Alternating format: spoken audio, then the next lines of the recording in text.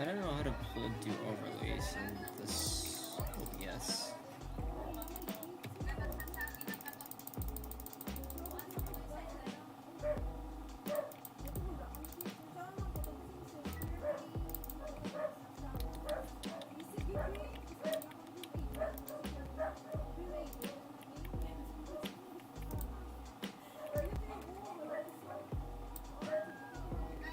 Get if you want.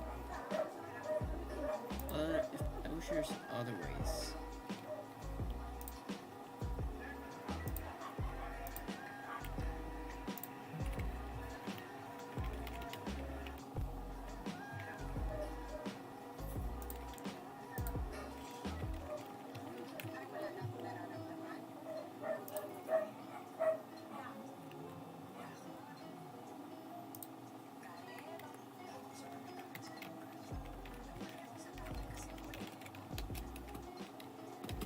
Oh, that's extra laggy.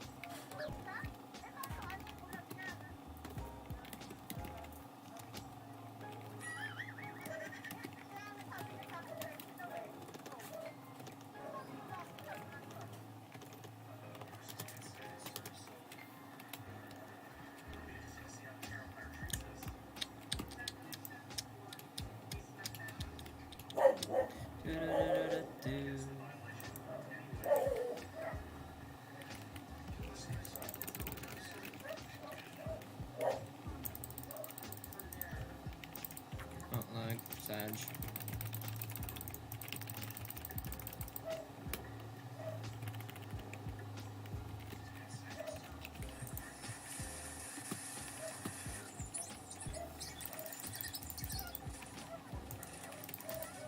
I swear his song only makes you worse at this game. I could always stop investing in that guy.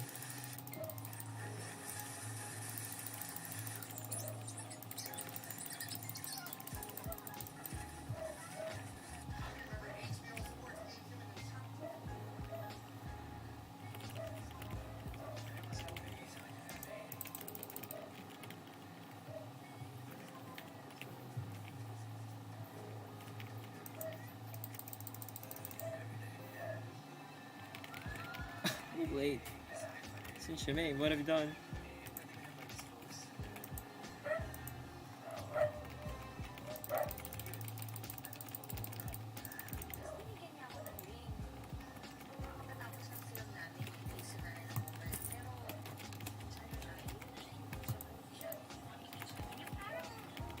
Ano?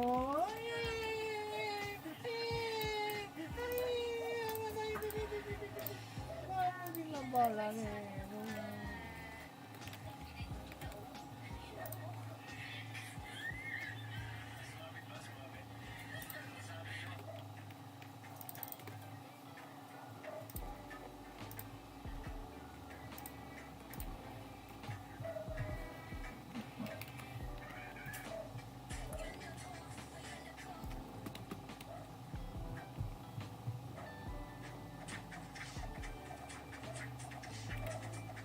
That question. How good is this going? 50 FPS, that's not good.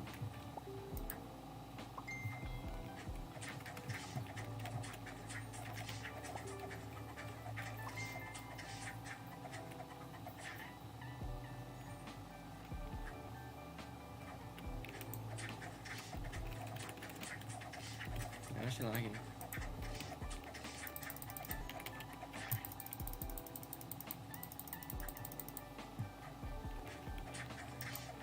No, don't.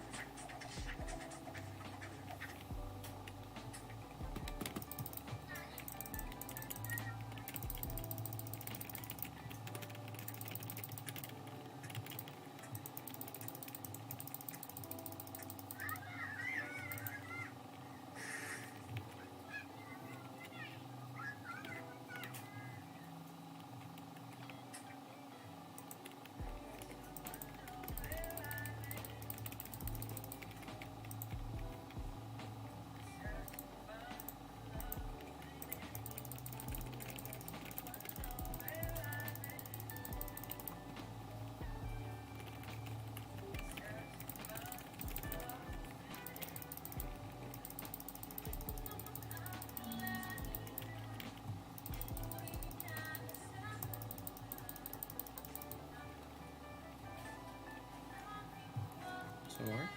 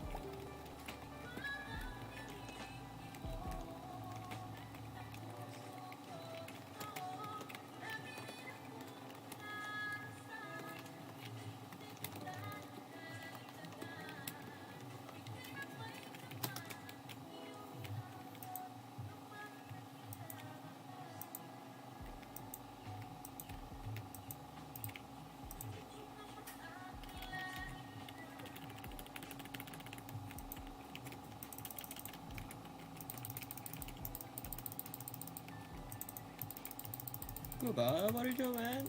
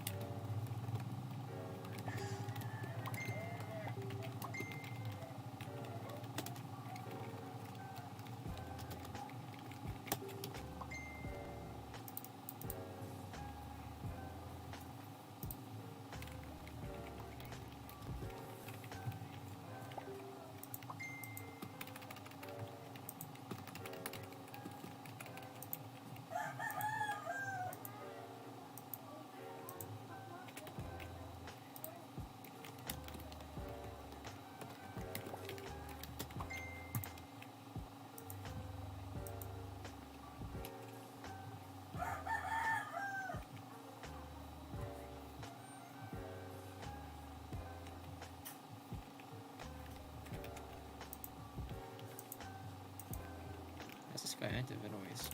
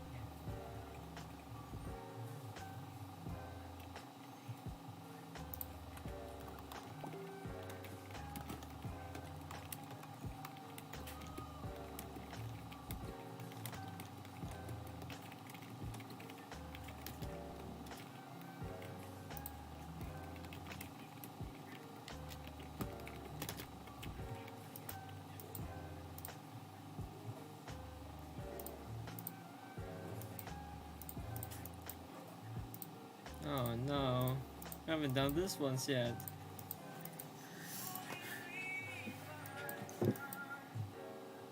I've done 0 things.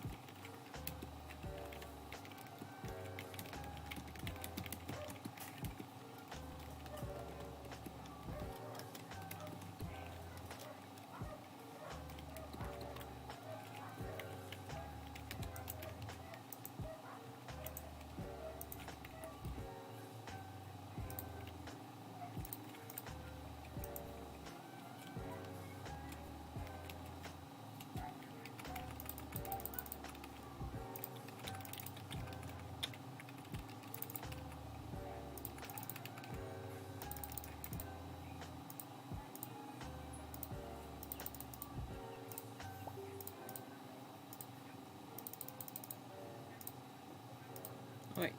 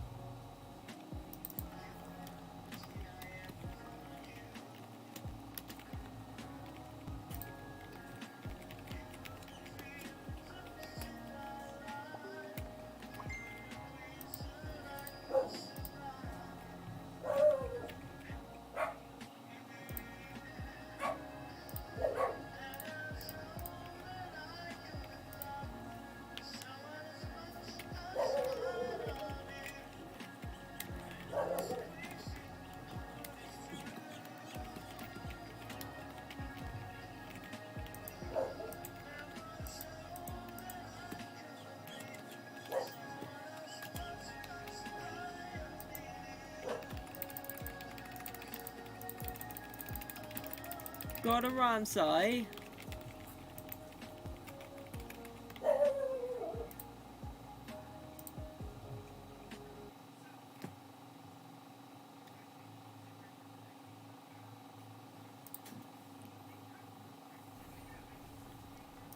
This isn't you got a Ramsay, mate.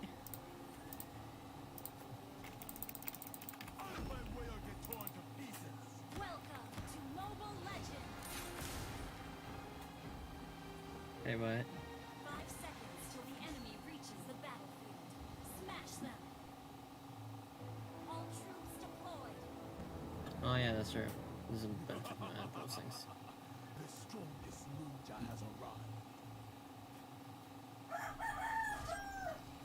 I mean, Hanzo is pretty lame right now.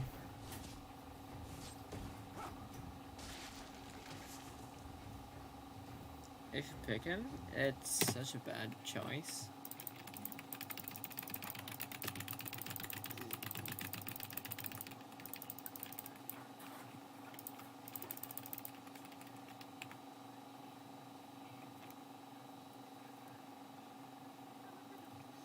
Oh no.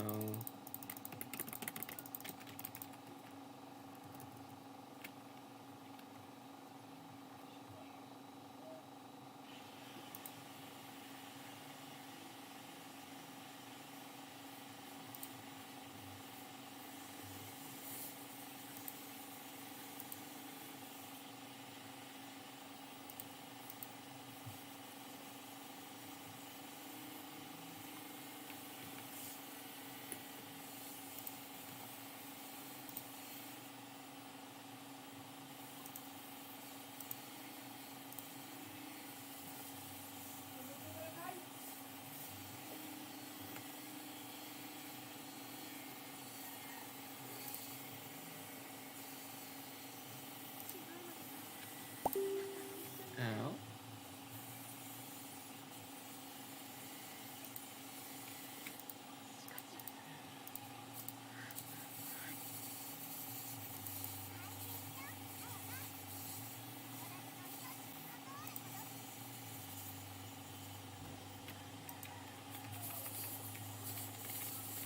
International travel. This is a world quest, by the way. I thought it was supposed to be like an armor quest. What's an armor quest gonna do for me? What's an armor quest anyway?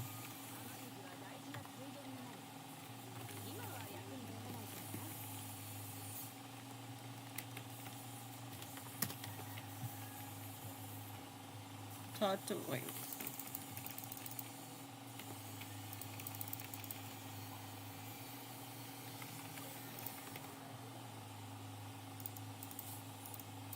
Oh.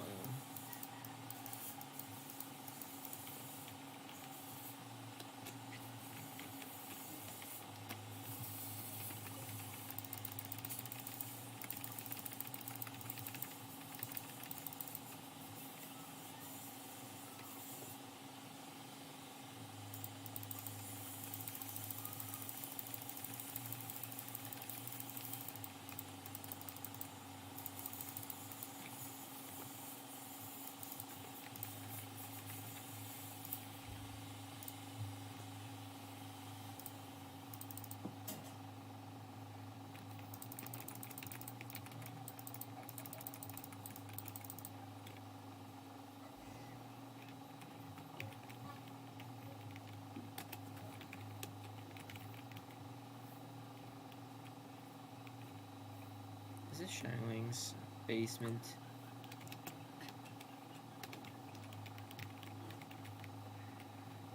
Oh. Wait a minute, it's a lot of money.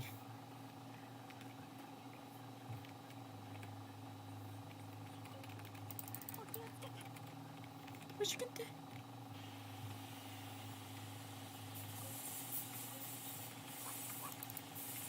Thank you, doggy. I should do that before I should leave.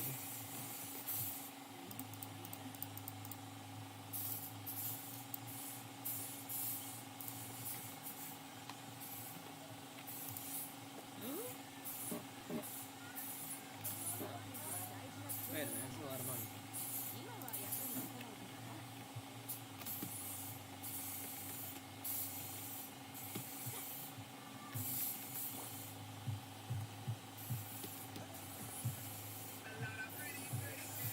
Oh no.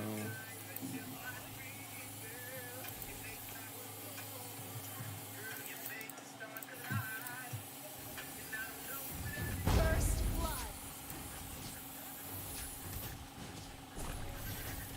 Hanzo. Don't lame. You're slow of this thing. The head of emphasis may have a slow effect.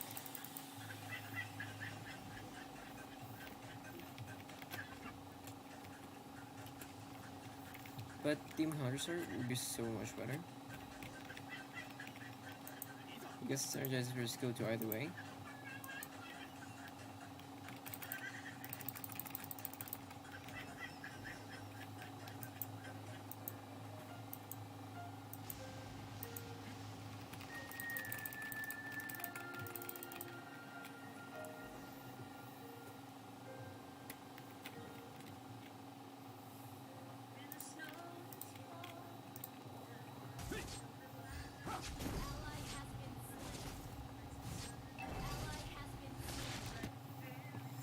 Oh boy.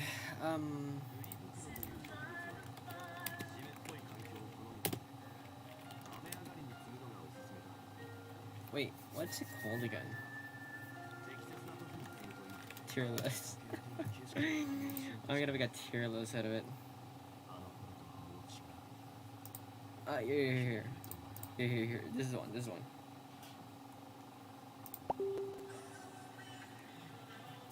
Oh, sheesh. These things are definitely S tiers. The support items are so good. The bullets, it's really cheap, but due to the recent patches, this thing is actually just a B. This thing is definitely one of the S ones, or this one, I guess. I rated this an A.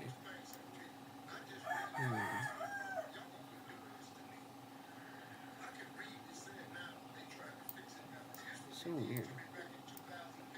If this is a standalone item, this is definitely gonna be a D.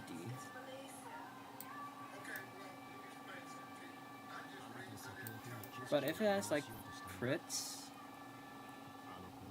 this thing, lame. I put the same to boots. Sure, yes, but even then, you still need a lot more ability than you probably should need. I won't compare it to this one. This thing's are way better. Calamity Reaper is such a nerf. It's not that good anymore compared to the other things. Ooh, it's definitely one of the answers now. These things are pretty bad for your first item, but into the late game, this is the only one that actually lets you scale hard. Blade of Epithes. It's really hard to say this. The stats are in the Blade of Epithes, the plus 15 physical pen. No, that's a flat pen. This thing will actually do so much for you. Alright. Here's the thing.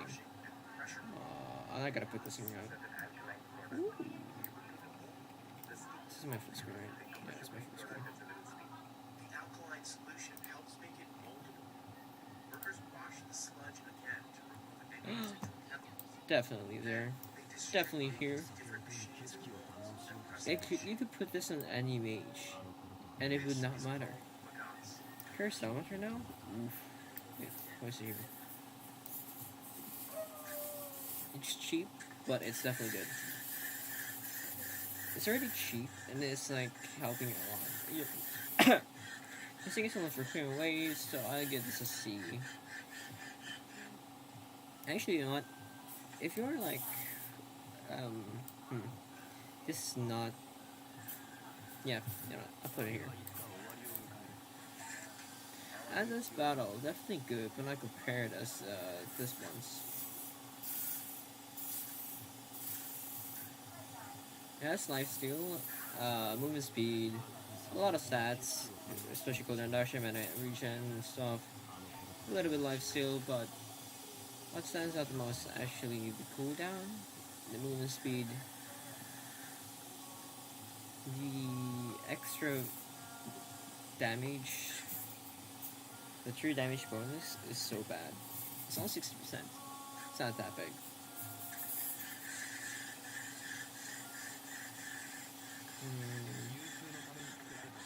Shut up, someone. There.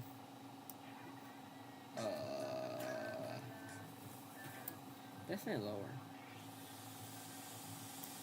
Yeah, I'll go for it. This thing, no, we're not gonna put the items that are.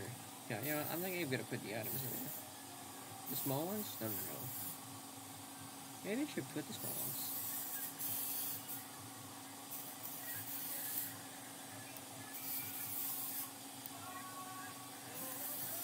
Twin Talker. Alright, here's the thing. I'll put them all here. Only because they have synergy with each other, especially with Scarlet Phantom Morrison.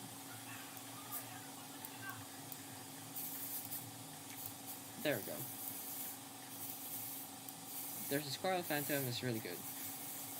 This thing is more of... Wait, that's not one.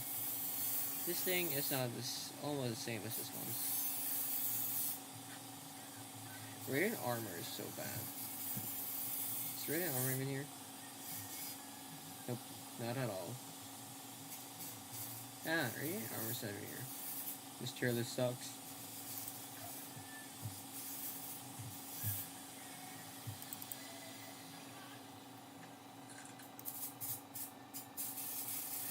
Hanzo? You can always go for the 3 items. But I don't know if it's good or not. Does skill do crit? I don't think it does crit.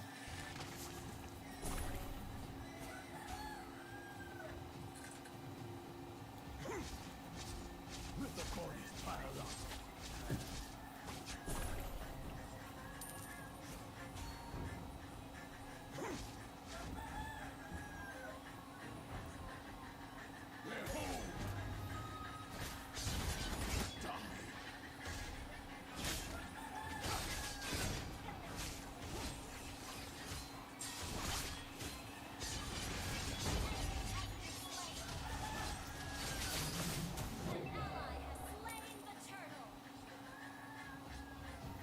The game is so bad. You're mostly gonna shine late game.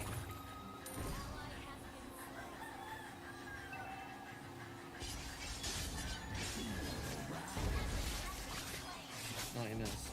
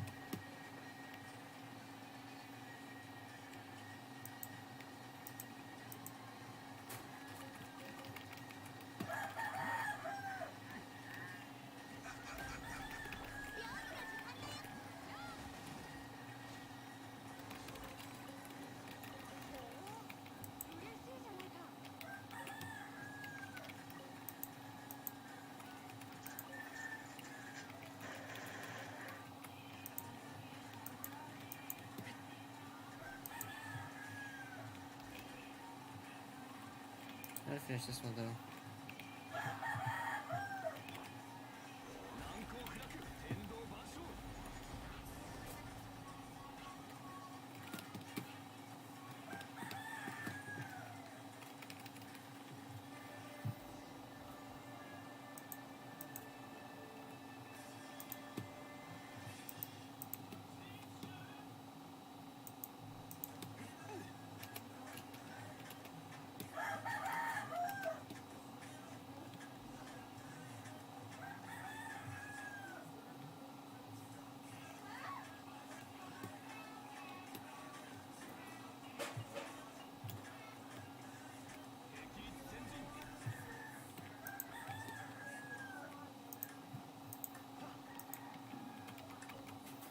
If you are highly invested in zombie, you pretty much did a lot of things there.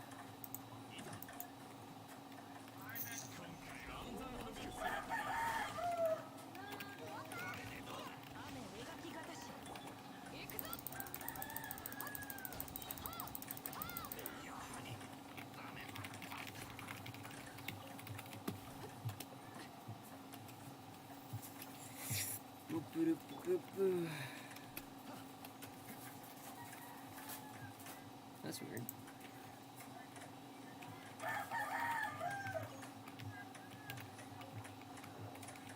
Wait, there's people here.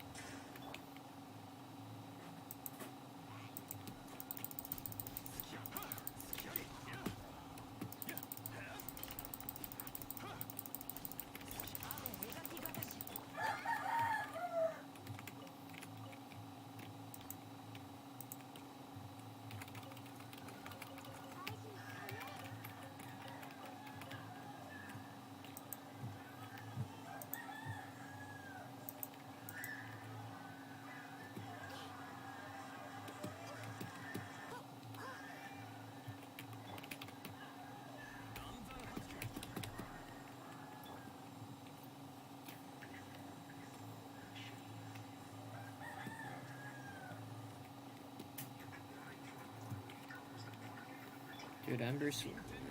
Sling glitter and trash. Marunong mag-post sa school assistance, educational assistance na ng bata. Hindi ako na I wish I really revamp Ember. Nag-post na ko sa picture lang pagkabuas ang buksan mo si John so pagkatapos ko ang nasa page si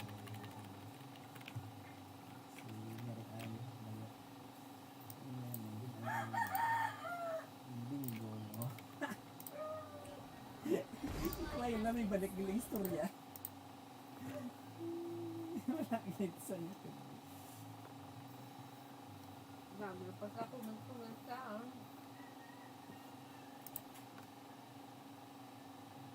You hear that?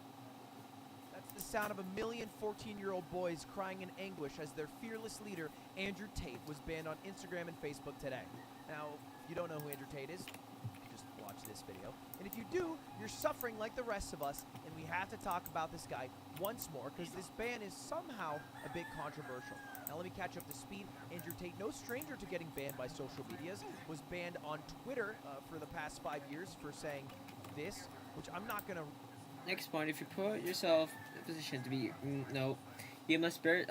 I'm not saying it's okay. What? That makes no sense. If you put yourself in a position. Wait, I don't get it. No. Wait. Okay. Oh no, that's so wrong. That is so wrong.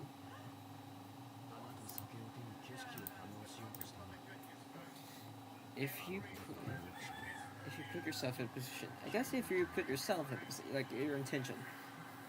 But what? That was from October 2017. And then the other one, if you go out, meet a guy, go to his former drunk.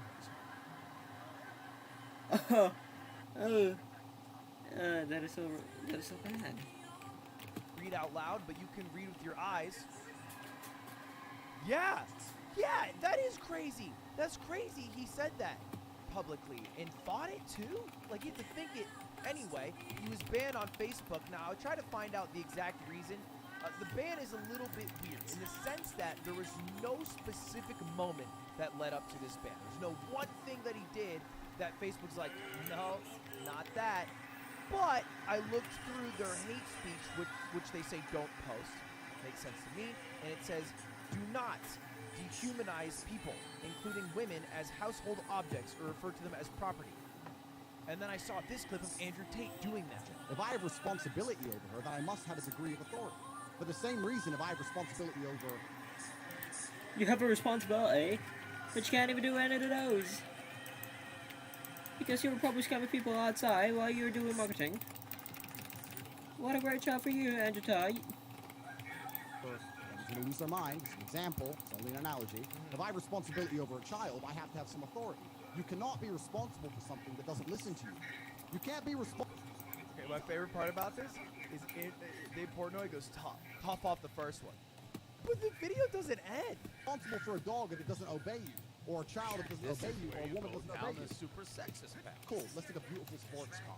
Doesn't matter, a house, Yeah, land, didn't help. whatever. Okay, wait, I'm being sexist? Okay, so my shovel of a wife, right? It's crazy.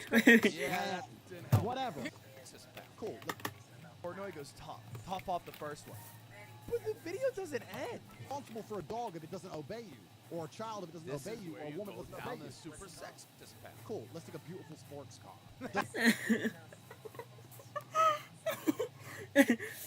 You're taking the wrong path here, buddy. Cool, let's talk about Lamborghinis. Oh, let's talk about Lamborghinis.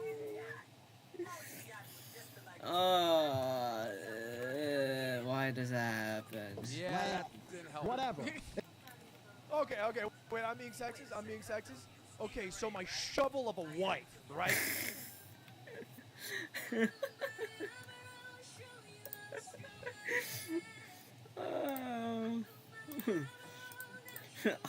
I'm doing this.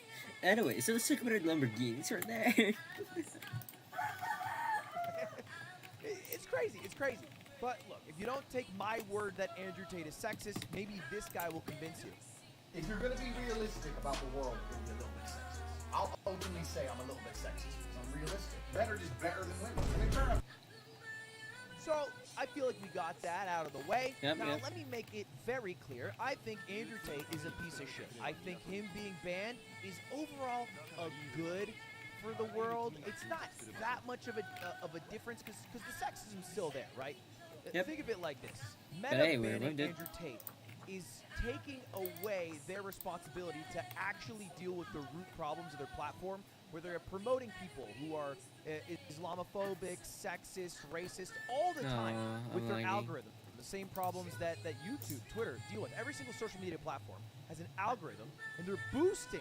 They're the ones literally lifting up these creators, and then as a good thing, they'll ban one, like the head of the Hydra, and then 2 more will come out. I mean, there will be 2 more sexist content creators in 6 months that come out of this that are maybe a little less effective at making money and have a little more hair on their head, probably. Okay, that is the reality of the situation. And there's gonna be some people, maybe even watching this video, who are like, they're trying to silence my boy Tate. They're trying to silence my boy. Really? My boy, they're trying to You silence think him. Meta is trying to silence Andrew Tate when they didn't even silence their Facebook users from causing a, quote, determining role in the Rohingya genocide, which by the way, caused over 20,000 people to die in a lot more atrocities. You think the line was, you know what, it's that Tate guy. Now, honestly, what probably happened is there's some high-level exec who got Andrew Tate on their radar. Hassan, I'll call him earlier. He told me this is his theory, that there's some 11-year-old boy in the fucking basement going, "God, you bitch!" And it's a Facebook dad exec or mom exec up top, and they went to work, and it's one click of a button, and he's gone. It's probably that simple, because that's how platforms work. They're notoriously inconsistent with bans. If that is your concern, if you're like, damn, this was an inconsistent ban, yeah, that's how it works with all these platforms. Twitch bans streamers for saying cracker, but doesn't for ableist slurs. YouTube doesn't know where its own line is. The platform's content moderations have become haphazard and inconsistent. Twitter under pressure over double standards after Donald Trump MAGA crackdown. Every single platform struggles with consistent moderation because they have the pressure of having an algorithm to make people enjoy their site and stay in it longer, but the algorithm's just a robot that doesn't care if it's promoting something bad or hate-filled. It just promotes for people to stay on the platform, and then they try to do the band-aid of, oh, we'll ban that now. I mean, you probably should have some solution on the in-between. This is my take. Maybe something that's different than The ban. Andrew Tate. Maybe something like maybe blacklisting. Like you don't have them in the algorithm anymore. Just pull them out of the algorithm. It's the same thing as YouTube with demonetizing. You know how powerful demonetizing is? Demonetizing has killed channels. It's made creators stop posting. It's not a good thing, but if you need a step between banning and not banning, so it's not a fucking controversy every time like Andrew Tate or a Andrew Tate clone gets banned, you can do that. And then maybe creators will be a little less centrist about this take and with a little more gumption to be able to say, oh yeah, I think it makes sense that Andrew Tate was demonetized off the platform and he's no longer circulating in the algorithm. He probably shouldn't be promoted because all he is doing is trying to sell his multi-level marketing scheme, which I think is a good enough reason to not promote someone at all in the first place. And I saw even creators I really like have takes that I thought were so missed. Like, I think CoffeeZilla is a smart guy. He makes great videos. But he says, I dislike Tate. Kids are going to grow up thinking their only weapon against ideas is deplatforming. I don't think the kids are the ones who deplatform Tate here. I think the platforms do it when their success does not align with the creator's success that they ban. All right? Either because it's getting too much negative press, like an Alex Jones type, or it's something that maybe, like I said earlier, ran across an exec's desk and it doesn't fall under service, and it could be a slam dunk ban that takes off the pressure of making any real change to a platform. I'll also say about CoffeeZilla, he said, what's the better solution? Talking to them Lamau, which I'm going to call you out here. I think you think that because you're doing a debate with Tate this week. I'm just saying the timing's a little convenient. And also, do you really think that you're gonna talk to Andrew Tate and change his mind? Is that the goal? Sit him down and enter the marketplace of ideas, and he exits a better man? This has happened before. Hassan went on a call with Andrew Tate. They were talking about how imperial data is important, and you can't just get into a car accident with 2 women and then say all women are bad drivers, because it's too small of a sample size. You can look at a much larger sample size and pull real scientific data from it. Andrew, do you believe the Earth is flat or round, spherical, the globe? You believe it's round, right? But when you walk outside, it feels like it's flat. Brother, and I It looks respect- flat, it feels flat, but you Yeah, believe I remember it's this round. one. Why do you believe the Earth is round? because I have personal experience. I have personal experience that Earth is round. Oh, because of experience. How do you experience that? You have personal experience. What happened? Did you go up to the fucking moon? Is that how you figured it out? Okay, I flew up into space and I looked down on Earth. And Yeah. I saw people. That's crazy. Okay, Down there. you don't have to. Hey, listen, you don't have to concede on that point, but I think you and I both understand the importance of scientific. Malagani. Ginabalan ko lang sila. Regala ako pero nasan. Tignan na lang ako nila pero. Nice one.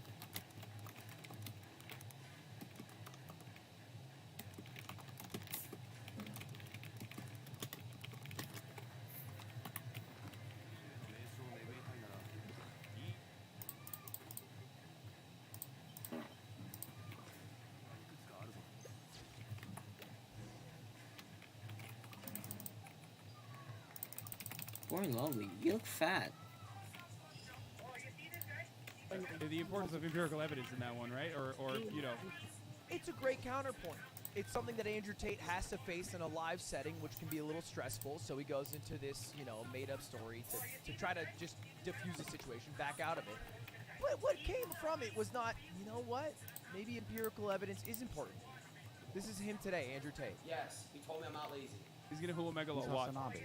You remember him, the guy that was basically like sitting down like with glasses? He's kind of like a bigger guy. This. Bigger like fat. No, he wasn't. It's like really buff actually. This is Andrew Tate pretending not to know who Hassan is today. No, you don't know, bro. Anyways, Yeah, he.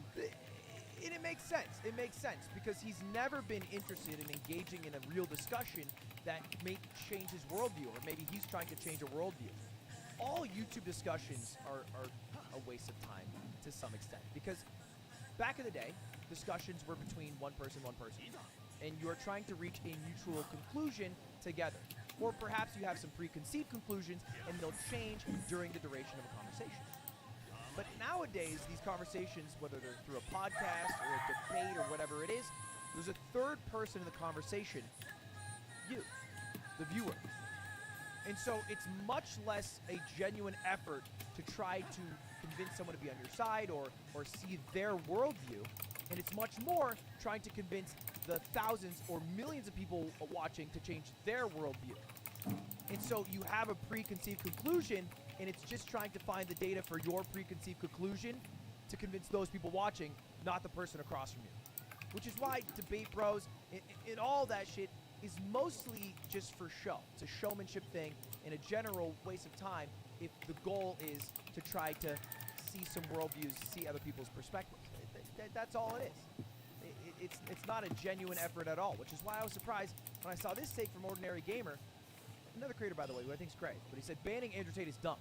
Ideas should be challenged, and if he spreads misinformation, it should be countered in the public sphere. And I replied to this, I think it encapsulates my thoughts now pretty well. Regardless of whether banning is the correct decision, the idea that truth prevails in the public sphere has been repeatedly proven false.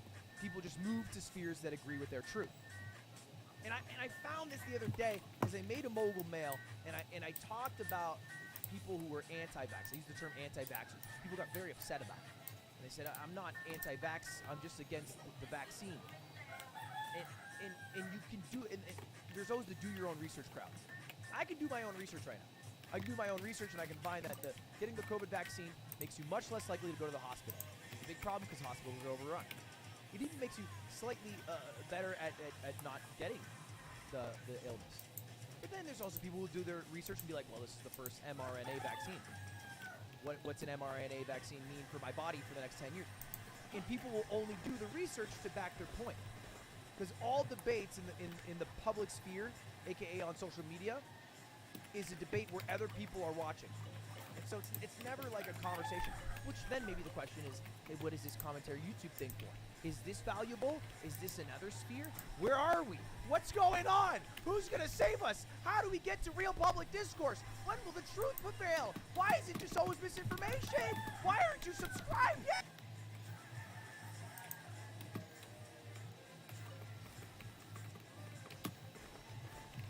No, really?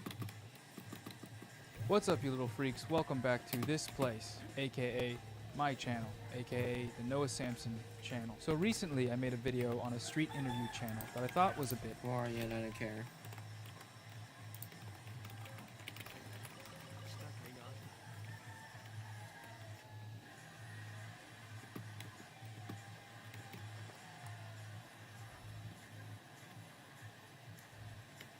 Is that a knuckleweed?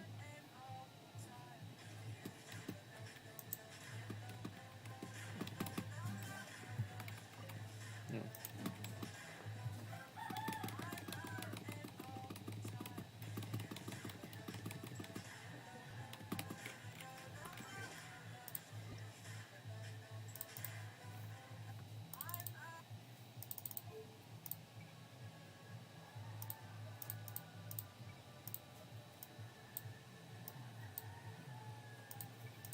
I feel like song. I know it is. And this is so. Oh no! It's super loud. Yeah, I should have put it so low still.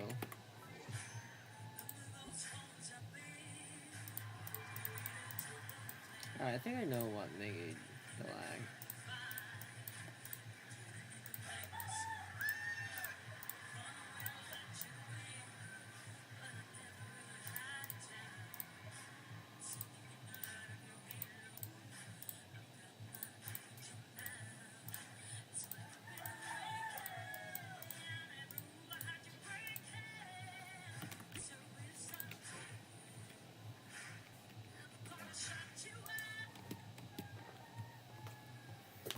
The men in the casino lost several times in a row. All the way to half.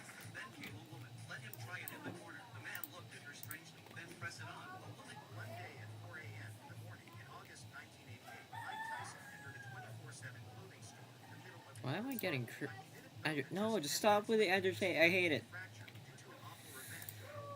Actually, that day he decided to buy an expensive leather jacket.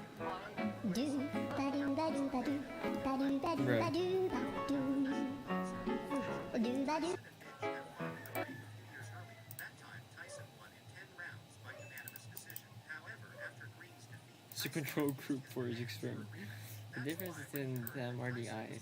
The possibility highly is just one.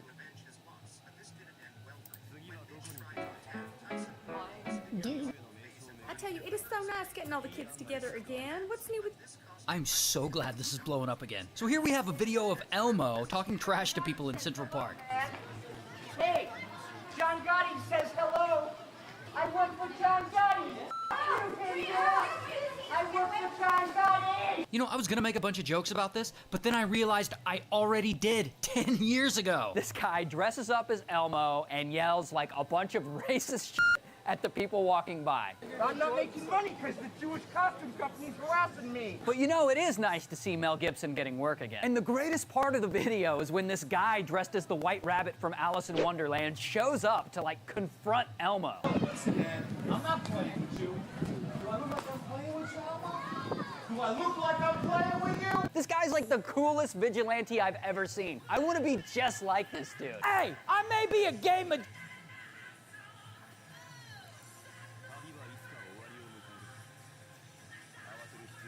I want to listen to music so badly. Yes.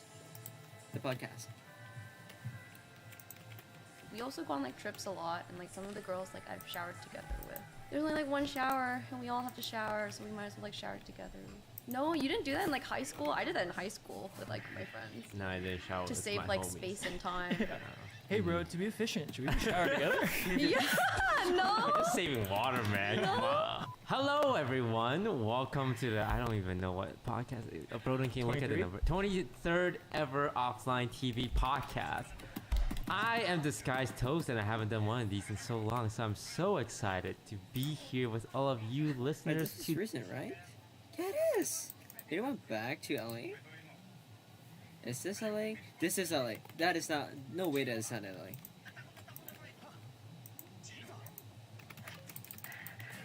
Today I'm joined by two very wonderful guests.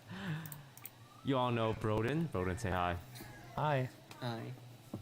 And of course, Oh. we have Celine. Welcome, Celine. Celine. Hi. Who goes by Star Smitten, a popular Twitch streamer known for her cracked Valorant skills and very comfy vibes. Hello, welcome. Thank you, thank you. Is this your first ever podcast? Yes, this is my first podcast ever. Are you scared? I'm terrified. Have you seen any of our podcasts? Because I was asked to do this one, I went and I watched a couple of them. I tried to like speed run through them just to get like a gist of what podcasts are like. So you didn't watch any before? I think I know what it's talking about.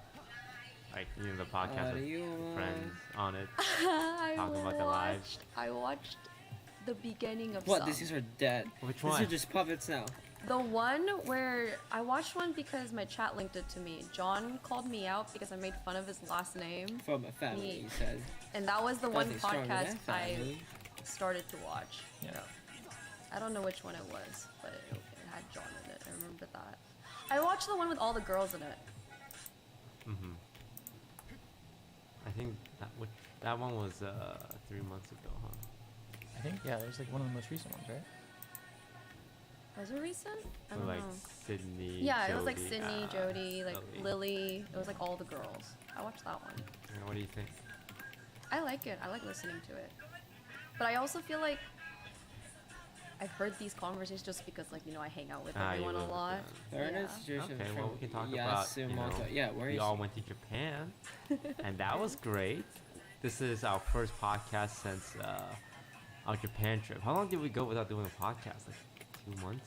It's been 2 months. It's been 2 months, hasn't it? 2 months. And it's gonna take like a few days to edit this. A lot has happened in 2 months. Wait, how often are these podcasts supposed to come out? Ooh, that's a great question. We asked the questions here. It's supposed to be weekly, and then we moved it to bi-weekly, and now I think we're doing once every 2 months. So if you're tuning in, lucky you. What do you guys think about the Japan trip? You went, Broden, Celine went. I loved it. Nippon ga ski? That's Canada.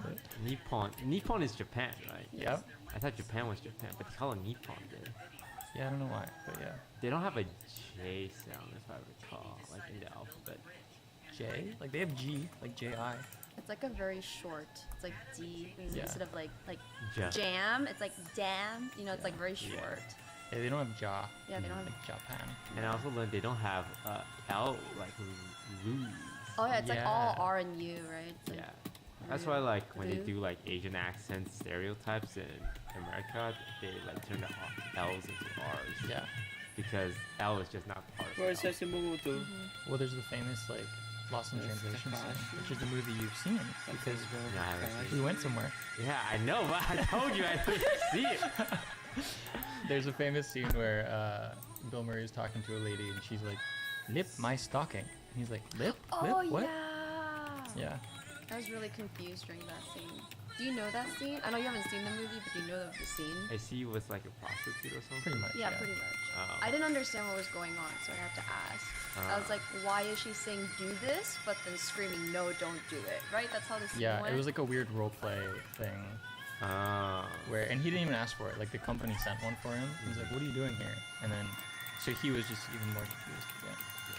But yeah, we did go to the bar from that movie. Yeah, that very nice bar. you've seen, but I haven't. Wait till 18. And that's what he said. And it was your idea to take us there. It was his idea. yeah, I didn't tell you guys because it's like, on the off chance it's not the bar, it'd be really embarrassing. Like if I was to say, hey, we're going to the bar from the movie Lost in Translation, and then it was just like a regular bar, I would like look so stupid. So I said like, let's just go to a bar. And then something This is not 18. terrible. And the next day. Oh yeah. I hate you. Completely forgot about that. Yeah, most of us blocked it from our memory, but it's just there in the back of my head. Okay, who wants to? I can't. I told this story on stream today, and I can't do it. Like, it's too shameful. So I need one of you to tell the story. Do you want to take it? I think you should tell it. Okay. Well, so we took a taxi to the hotel, and we arrived there, and Toast gets out and just walks. Was it you, me, Toast, and Sydney in the taxi? Yeah, oh, the four okay. of us. Toast gets out and walks away. I think you also get out and follow him. Yeah. I start getting out, and then Sydney was in the middle seat. So the taxi driver's like, oh, and like gives her like a receipt. A receipt. And she goes like, no, thank you. And he's like, no, and like hands it to her again, and she's like, okay, and like takes it. She doesn't even do no thank you. She's like, no. She was With like, an X in her yeah, hand. she with an X in her hand. And 'Cause I think she said no, and he's like, no, like take it. Yeah. And then she's like, no. Like I don't need.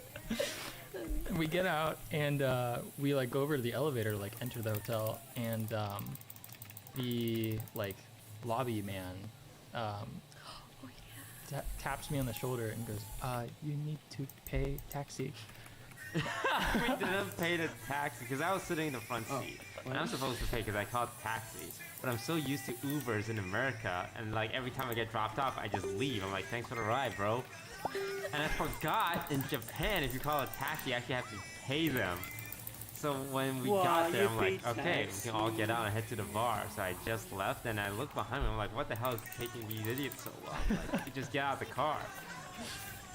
And then it all hit me, like, I didn't pay for the taxi. And it's like, You guys all ran like scrambling back. Yeah, Sydney and Toast ran back, I think like in slow motion in their heads. But they're like, oh no, what have I done?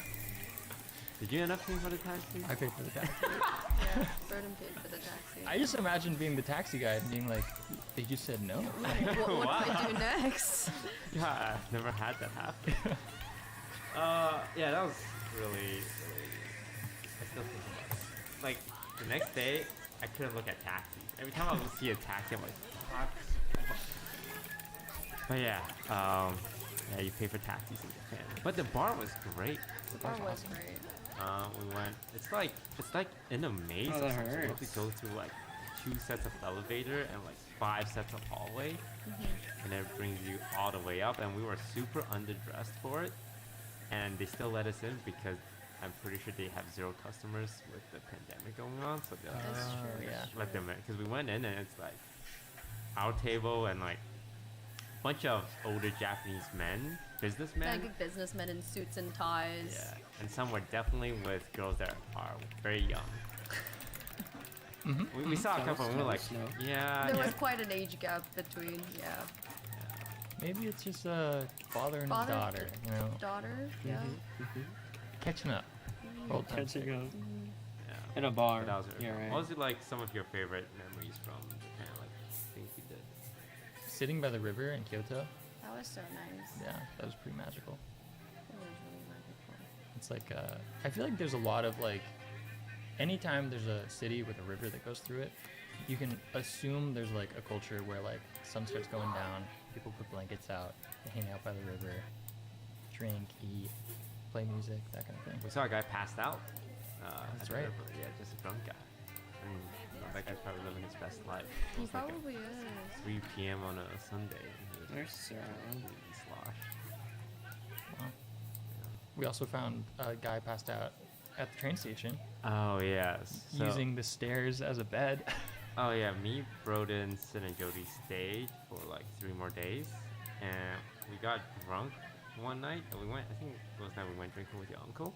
Yeah, yeah. You guys drink with your uncle? Yeah. Oh, that sounds nice. But it's the kind of thing where like he'll start the night with us and he's like, all right, have a good time, and then he leaves. Like, you kids go do your youngs people stuff.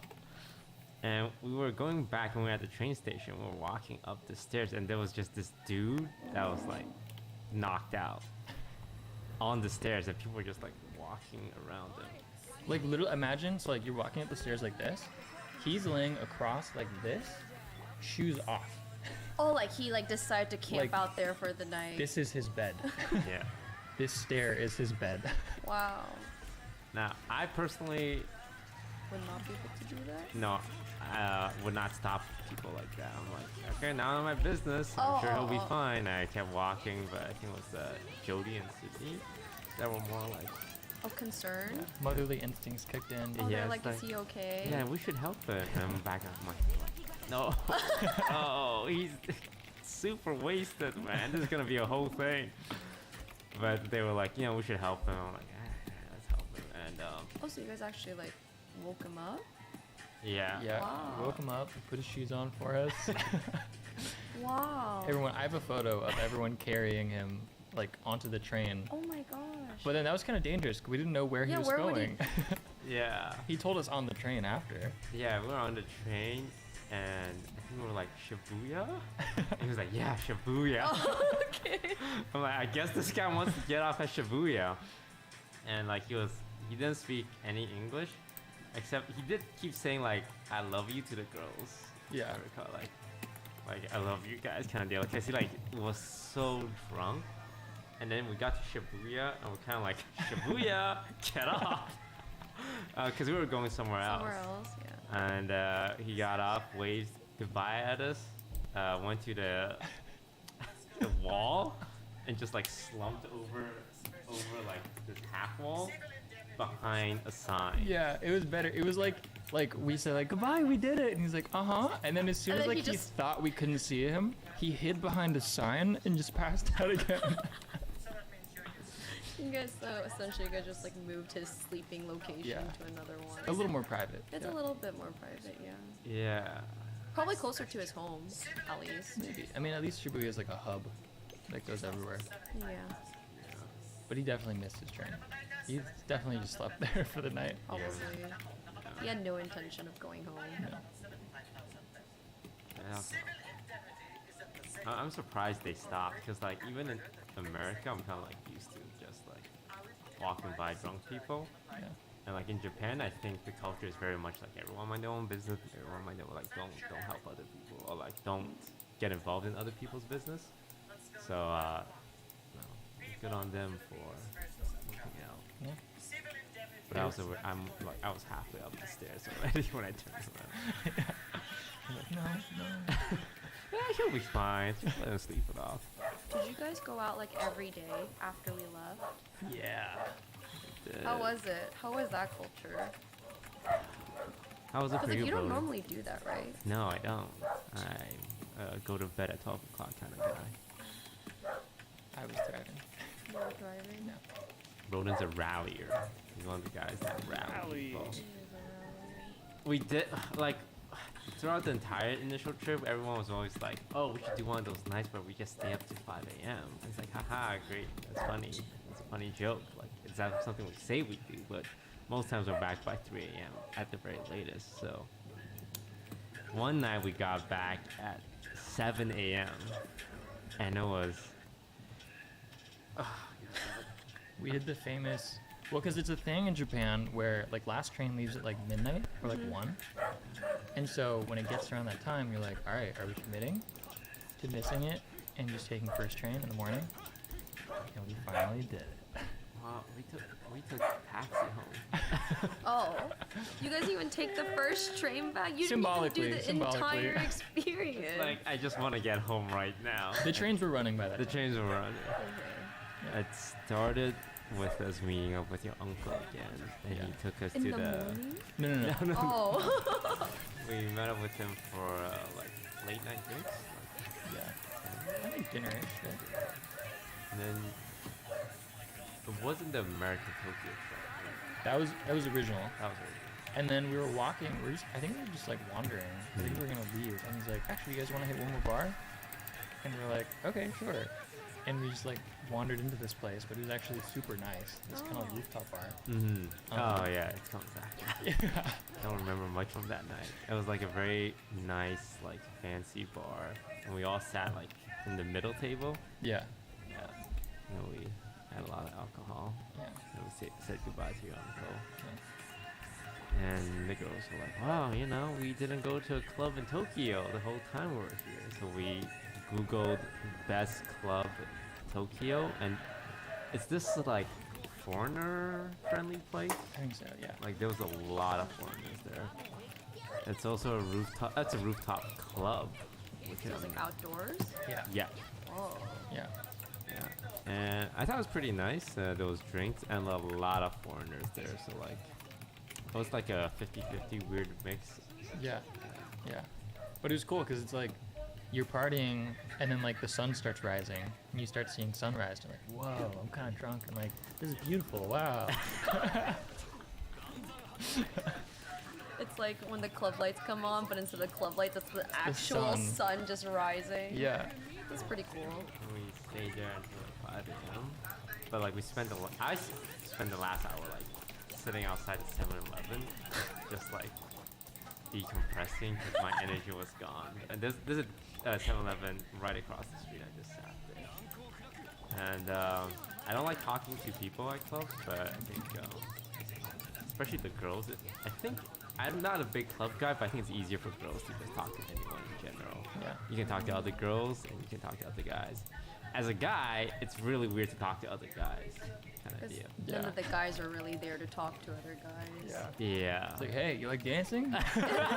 And then you can't exactly talk to the girls because talking to a girl, the intention is already implied. Yep. So you can't even do like What are guys supposed to do at clubs? I still have not figured it out. If you go like even by yourself or like with a couple of dudes, you can't talk to dudes. You can't talk to girls. Well, who do you talk to? You talk to the dudes you came with? Yeah, I think you dance with each other. You like get drunk and you dance with each other, or you go and introduce yourself to a girl or a guy. You make it look like your group is having so much fun that other groups are like, wait, I need to know these guys. They naturally flock to you. Yeah.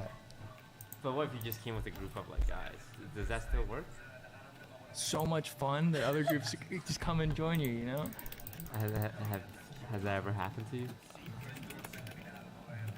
I think in a small scale. Ooh.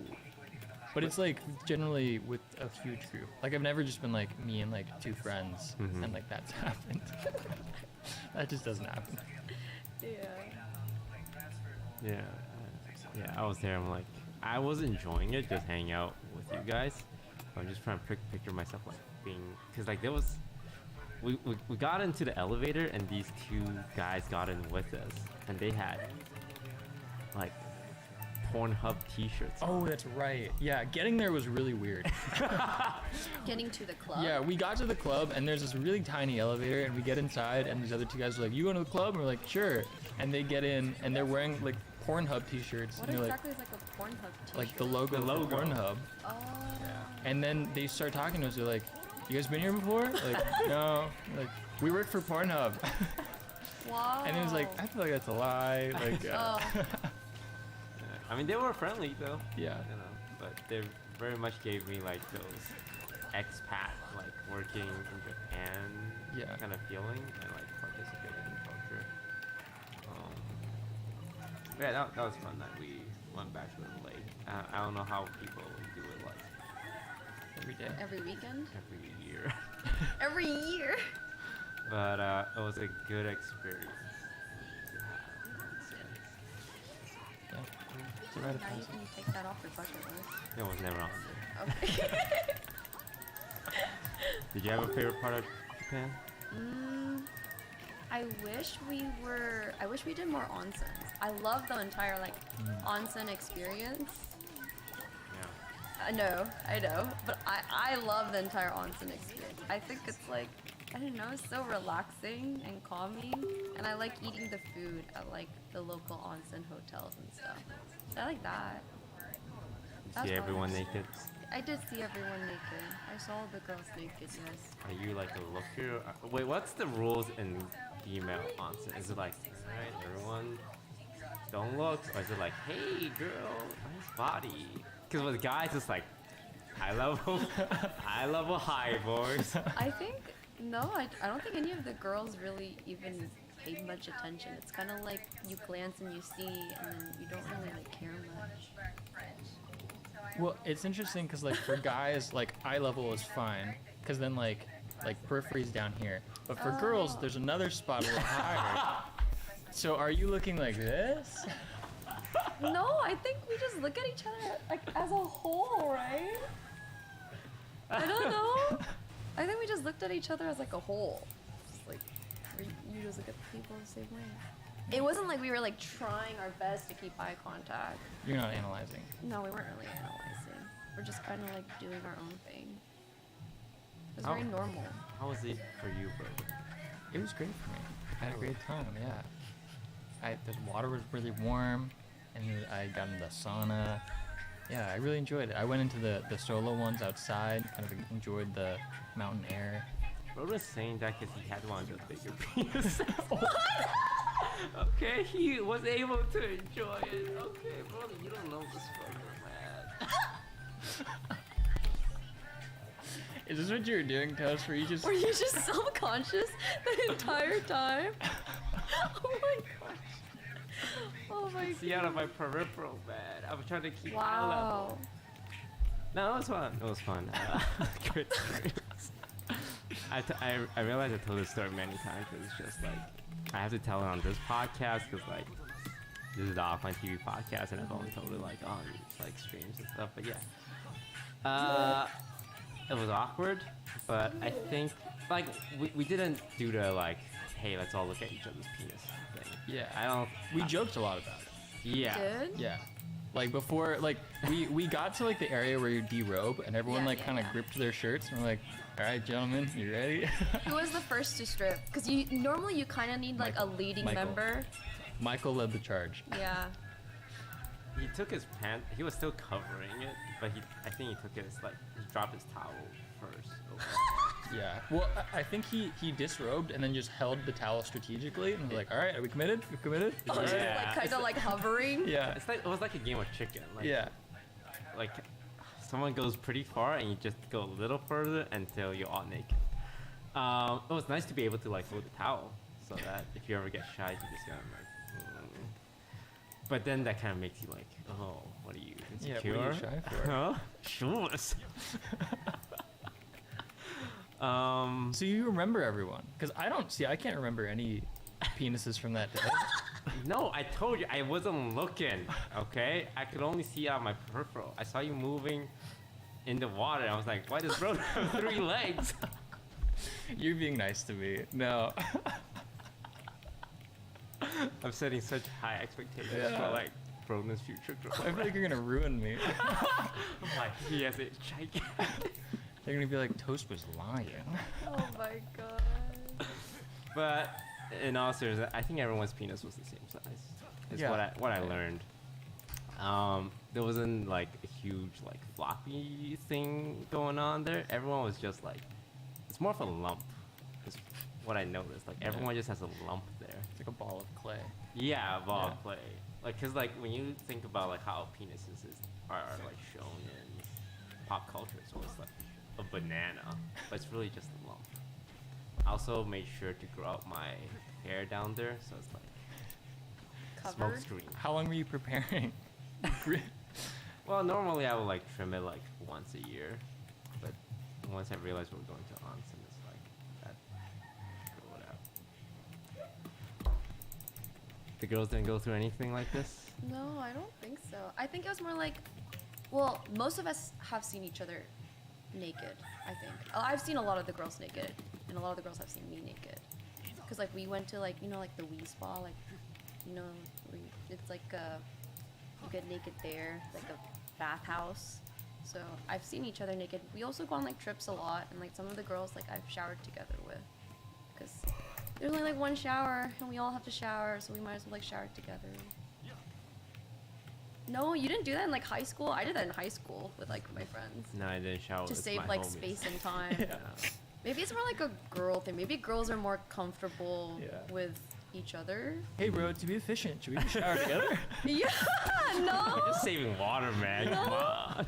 No, I've been to like you go on like a summer trip. There's only one shower. You guys both just got out of the lake, and it's like there's like people in line. There's only like 2 showers, so it's like, oh, let's like go fast. So I would shower with like my best friend, and we just go in, go out. So what I learned is girls are surprised that guys haven't seen each other. Yeah, I naked. am See? because so much pop culture has like locker room story stuff, and I feel Yeah. like locker room is kind of where like guys talk a lot, hang out a lot, and I just figure you guys were like either naked or with like a towel, something like that. Yeah, I think if you're like really into like sports and like are on multiple sports teams, that might happen. Yeah. But even then, I mean, I would say it's kind of phased out of that. Yeah. Like at my high school, for example, we had one of those showers where like there's like 12 showers in there. Oh, like the shower head, like Yeah, like circling where around. there's like a bunch and like a Yeah. bunch of dudes can shower at the same time. But there was also solo showers, and it was like I would say majority went to the solo showers, and then a few people were like, I don't care, would go to the big one. Yeah, and most you generally see in boys' locker rooms are people's butts when they're like changing, and everyone has like the decency to face the wall and do it. No one's ever like turned around like dropping their trousers. Yeah. Kind of deal. So at most you see some butts, but I think the girls thought like guys just compared penises all the time or something. Like, hey, nice cock, bro. That we don't do that. Yeah. Yeah, I definitely thought guys like love talking about No. their I think that's old men or older men. old men. Because like if you go to like a resort or something Uh-huh. where it's like one of those like kind of locker room esque things, like you'll always see an older guy who's like got a leg up, and he's like and like airing it out. Really? Yeah. 1, 3. Yeah. 2, 1. And maybe it's like 3, not 2, of our generation, 1, 3. older generation. 2, 1. So the answer was 3, a good experience. 1, Huh? 3. Yeah. 2, 1. I mean, you guys are closer now, right? Like now that you guys have all seen each other naked. Don't Ye- you feel bonded with them? Like you're like a lot closer. We're definitely closer. After you see a man naked and they saw you naked, it's like we're holding each other's secret, you know? Yeah. And it's a trust you can't break. I think it was the group hug in the pool. You guys that really- group hugged? Okay, yeah, see, we didn't do anything What, we were like trying that. to emulate you guys. Why would we group hug? That's our assumption, that you guys are talking about feelings and like all just huddled together. No, all we did was sit next to each other and like, I don't know. We just like soaked our towels in the cold water and put it on our heads or like wrap it around us because the hot tub part would be too hot. That's like kind of all we did. And then we just talked. We just talked about how amazing Japan is, how much we want to live here, stuff like that. We didn't hug. Oh, you guys didn't. No, we didn't hug. But that hug would have been epic. Yeah. You guys really would have bonded. But yeah, no, it was very nice. To go from the hot water to the cold water to the hot water to the cold water. It's nice, right?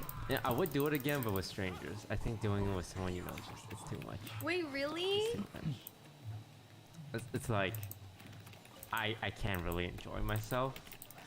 Because at- you're too like self-conscious. I'm just very aware that my penis is exposed to my friends, you know? Like, and we both have regular sized penis, of course. But it's just a lot to think about while I'm in there trying to relax, so. We'll do it again, but with strangers. I had no problem looking at other strangers, though. Oh. Is what I realized. Like, when there were, like, other dudes walking around, I was just like, yo, what's going on there? You know what that reminded me of? Super random. It reminded me of, you know, in like mangas or anime, the main characters are drawn like with like a lot of detail and like different colored hair, and then the background people are just like kind of like stick figures. That's what it felt like. You're like, oh, because they're like stick figures, it doesn't bother me. Yeah. But because I know my friends, they're in so much detail. Yeah. It's like, oh, yeah, he's got something going on, and that's it. That was easy. But to see my friends, it's like, Too much. it's too much. Were there people in yours? Because we had like 6 people, and then like a group of us all went in like as a gang. Yeah, I think that because anybody would come in and they would see that we're just like a clump of 10 girls, it was like really daunting for them. So they would like quickly use it and quickly leave. So nobody like tried to stay really, because they could tell like we were all like one pack. Yeah. So people just speedily came in and out. Was it like that for you guys, or were people able to like stay? I mean, we shared this space. It was like us. There was one pack of wolves, but we were a bigger pack of wolves. Yeah. And then it was like, how are we gonna share the space? So like the Yeah. rotation was kind of like, all right, team one, go in. All right, you come out. Other packs can go inside. They take it. They leave. All right, team two, head in there. I think our pack just looked too scary. No pack was willing to stay. Yeah, I think if you go, especially if you go like with 1 or 2 people and you see like a group of 10, Yeah. it's a little daunting. But like there's like 4 stations. There's the small tubs that you can fit 2 people in, 3 if you really squeeze. If you put 3 people in there, you're making contact. I was in there with 2 other people and I was touching skin. But I made sure to like cross my legs in a way that's like super defensive. So it was Like you had like an iron wall. yeah, it was like your knee knees to were knee. out. Yeah. There was that station, and there was like the big hot pool, and then the small cold pool, and then the sauna. I think our group was just like rotating between the 4. Yeah. Good experience there. I know everyone was very curious about the onsen experience. There you go. Everyone had normal sized appendages. Everyone. And yeah, I'm glad we did it. Anything else happen in Japan? We tried to see Mount Fuji, Oh yeah. but couldn't. That one is a very classic like family road trip vibe where it's Yeah. like, all right kids, we're going to see Mount Fuji. But it's like raining, it's like cloud blocked, and we get to the base and it's like we could just leave and We tried several back. times. but it's like, no, we're seeing Mount Fuji. Fuck, We're gonna man. go higher. It's not.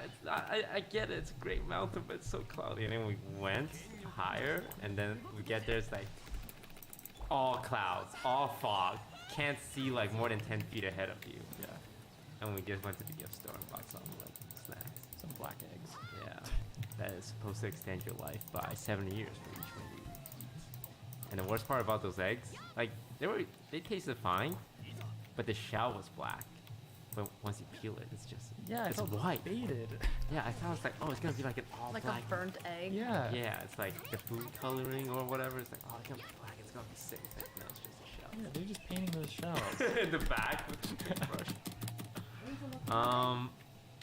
So we went to a noodle place that took like another hour to get to. Which one was that? The one with the thick udon noodles. Oh yeah. They had like the suits of armor outside. Yeah. And it was like pouring rain. Yeah. And like I'm eating noodles. I'm like, Where? it's alright. No. Japanese I noodles. totally forgot how that Mount Fuji experience went, but we went to like a gondola place.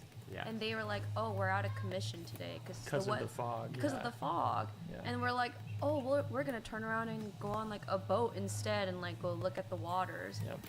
But we tried to do the Mount Fuji thing again, so By we ended bus, up yeah. taking our bus up Mount Fuji. And we just kind of like spiraled up there, and obviously the fog was just getting thicker and thicker. And yeah, I forgot. We could have turned around at several points, but Yeah. we went all the way through to the gift shop location.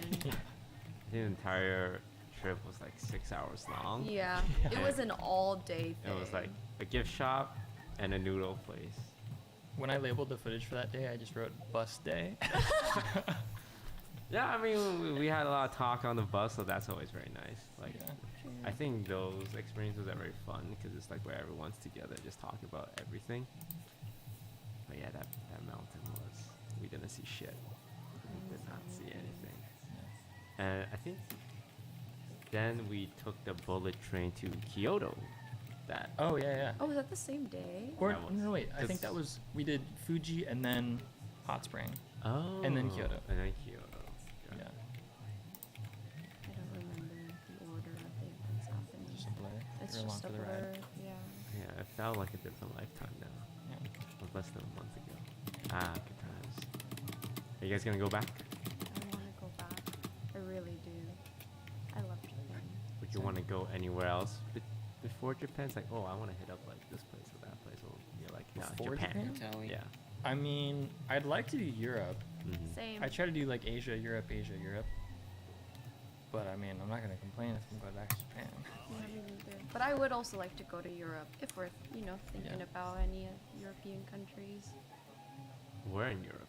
I don't know. I actually haven't been to Europe at all. Like I've only been to Berlin, and it was for, what is that event called?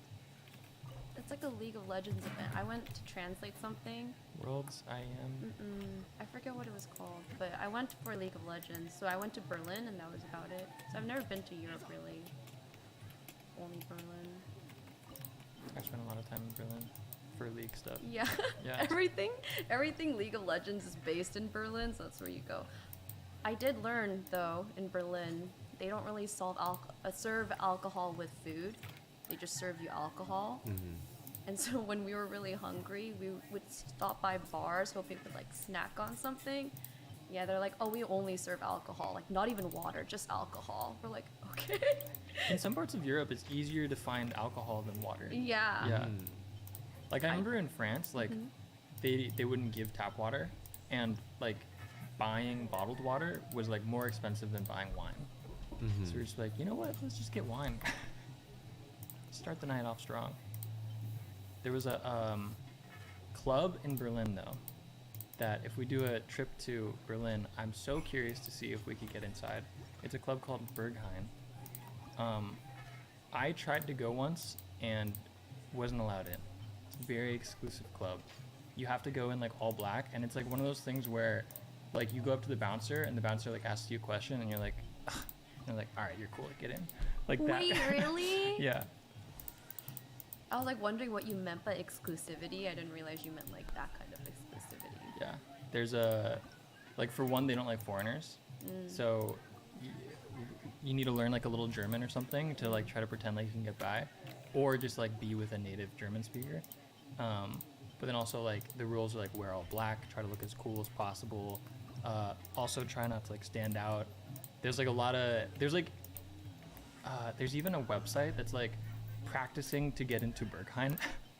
And I think it's a troll website, but it's literally like they filmed walking up to the entrance, and then a bouncer turns around and be like, and asks you a question like, who's playing tonight? And then like things will pop up, or like a text pops up, and you're like, I know the DJ, and like hit enter, and he's like, nah, not tonight. Yeah, I'm wondering if we could get in. Like when you say all black, is it like fancy dress, or is it like more of a club style? No, more club stuff. Oh, okay. Yeah. It's famous for being like a debaucherous club. Explain. I can't explain because I haven't been inside. You didn't get in. I haven't been inside. Have you been to Europe?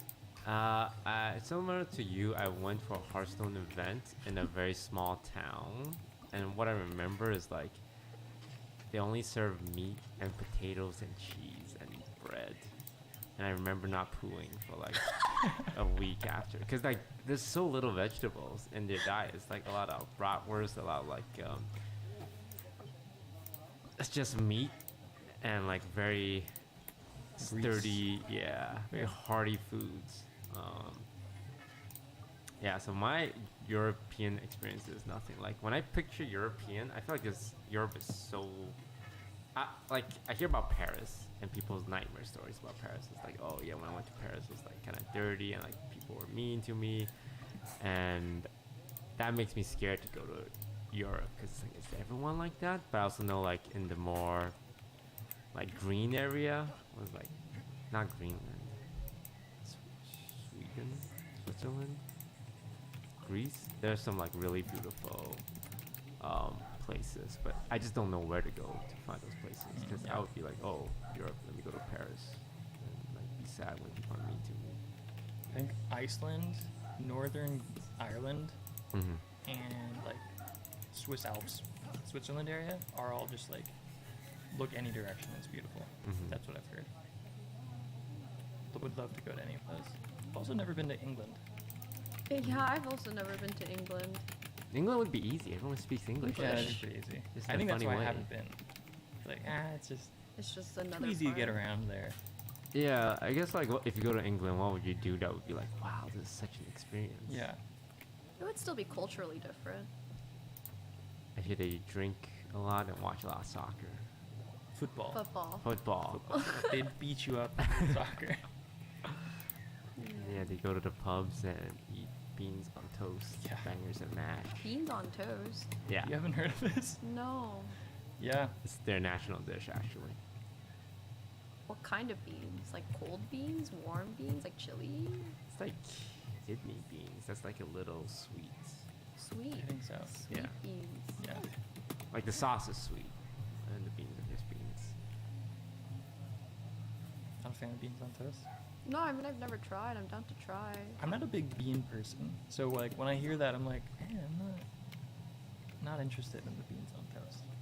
I'll just take the bread. You can have the beans. They call fries chips over there. True. True. And chips they call crisps.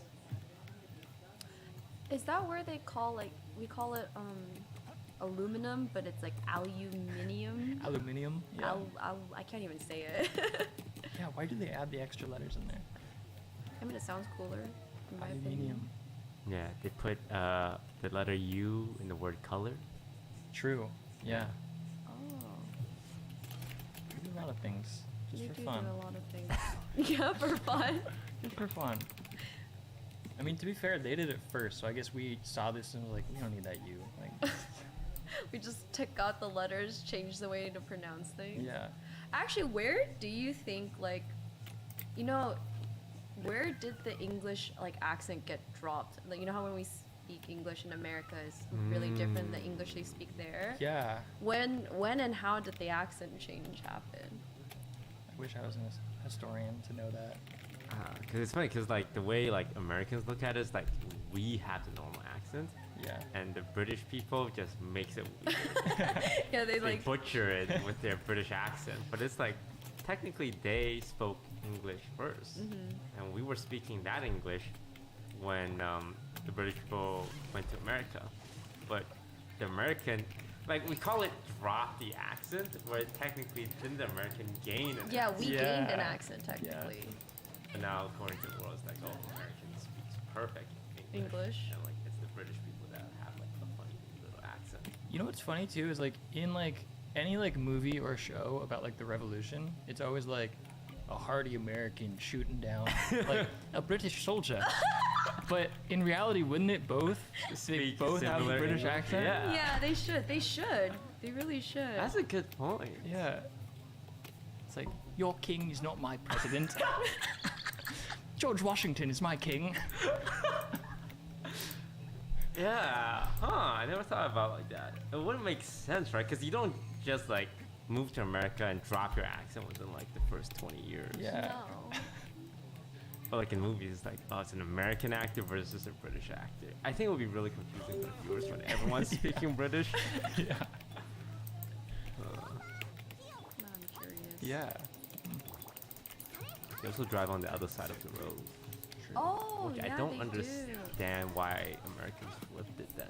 Which, well, the only people that do that are the British and Japan for some reason. Everywhere else, I think, is like America. I think any places that was British occupied drives On the left. on the left. But yeah, rest of the world is on the right. I mean, the British occupied a lot, so. In Australia?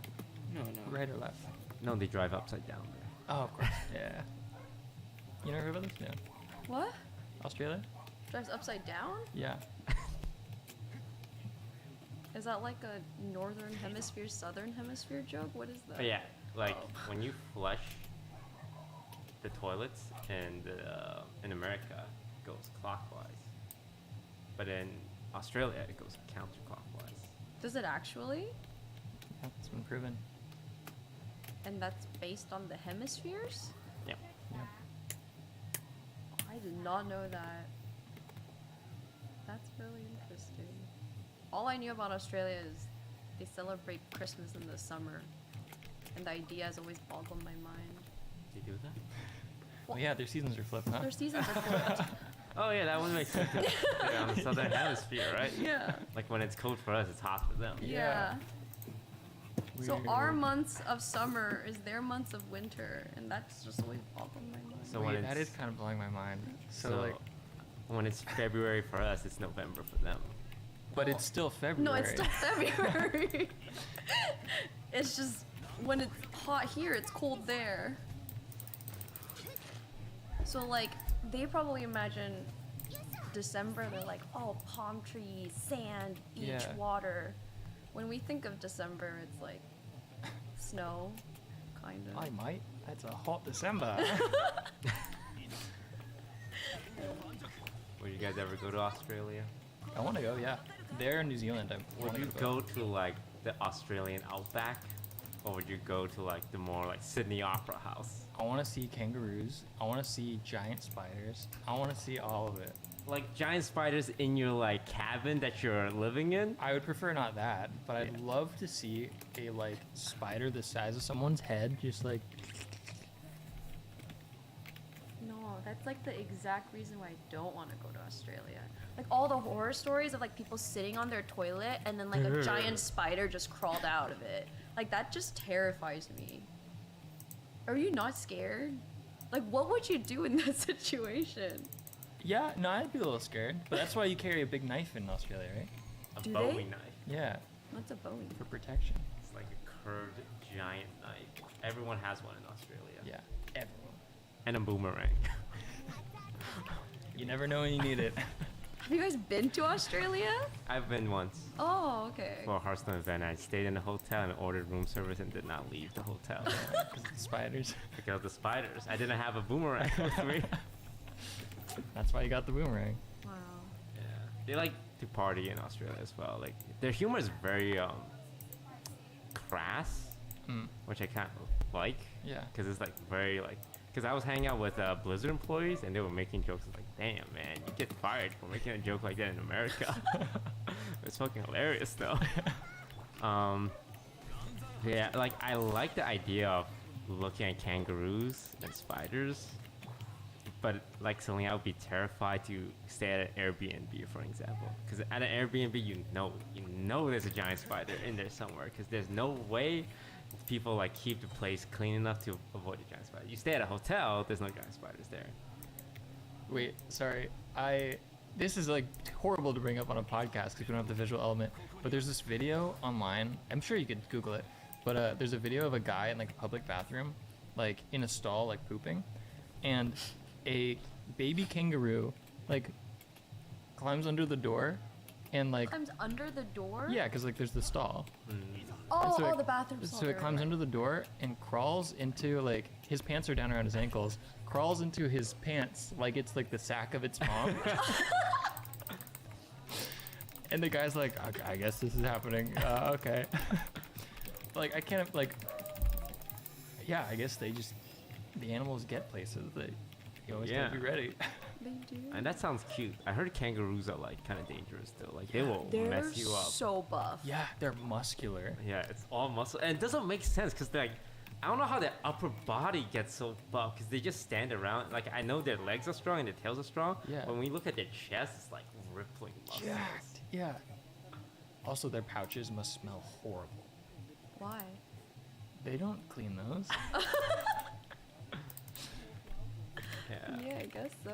It also has its mind with like nutrients for the baby as well. So it's like a sack of liquid. Ew. And the baby's Do jump in it. only female kangaroos have pouches? Yeah. So male kangaroos birth the babies, but they climb to the pouch of the mothers.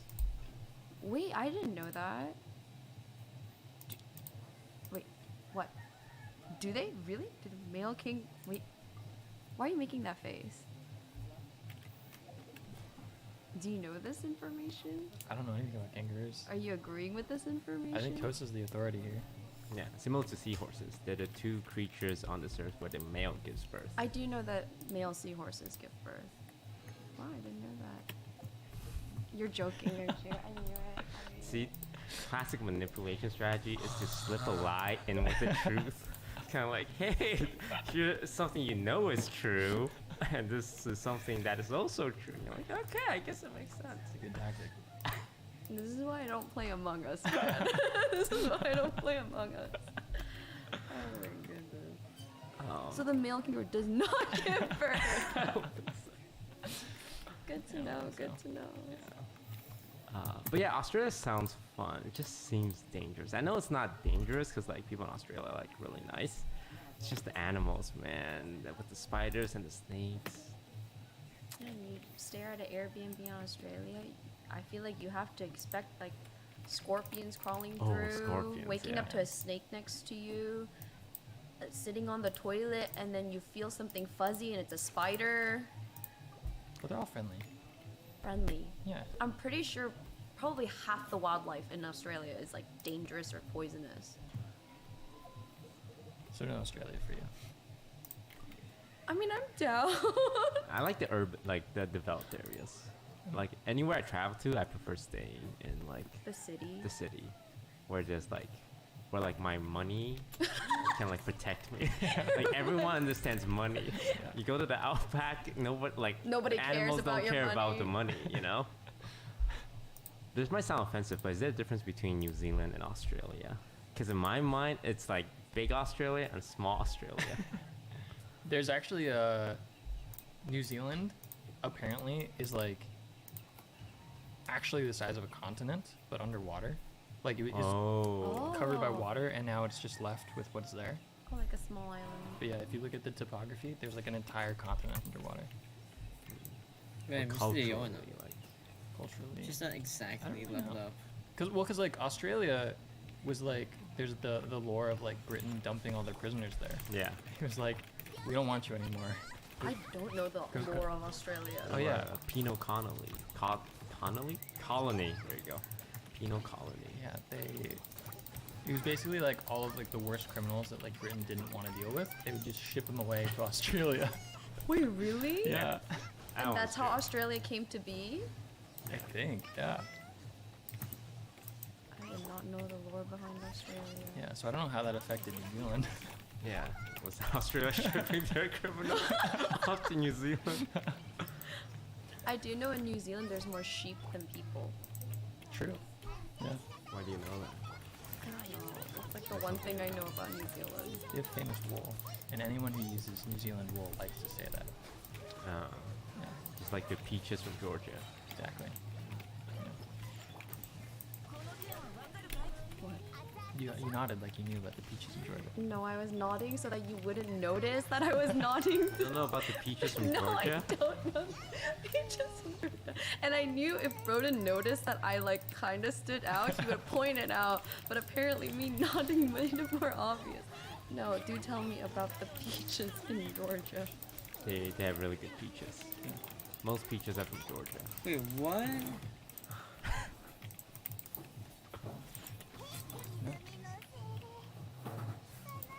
If I say anything, it's just gonna lead to more You things. never heard? Like, it's a common phrase for people to say like, oh, I got my peaches down in Georgia. No. Yes? Yeah, and then you respond like, oh, that's it. So you get your peaches from Georgia? Yeah, that's it. Yeah. Yeah. You get your peaches from Georgia. Why? And you get your weed from California. That's that shit, yeah. And that's common too? Oh yeah, everyone that's why it's like legal in California. What's legal in other states? But like, especially, it was the first state to legalize it. Was it? Yeah, because, you know, you get your weed from California. So you get your From the source. peaches from Georgia Yeah. and your weed from California. Exactly. Okay. You get it from the source, yeah? The source? Are all peaches from Georgia?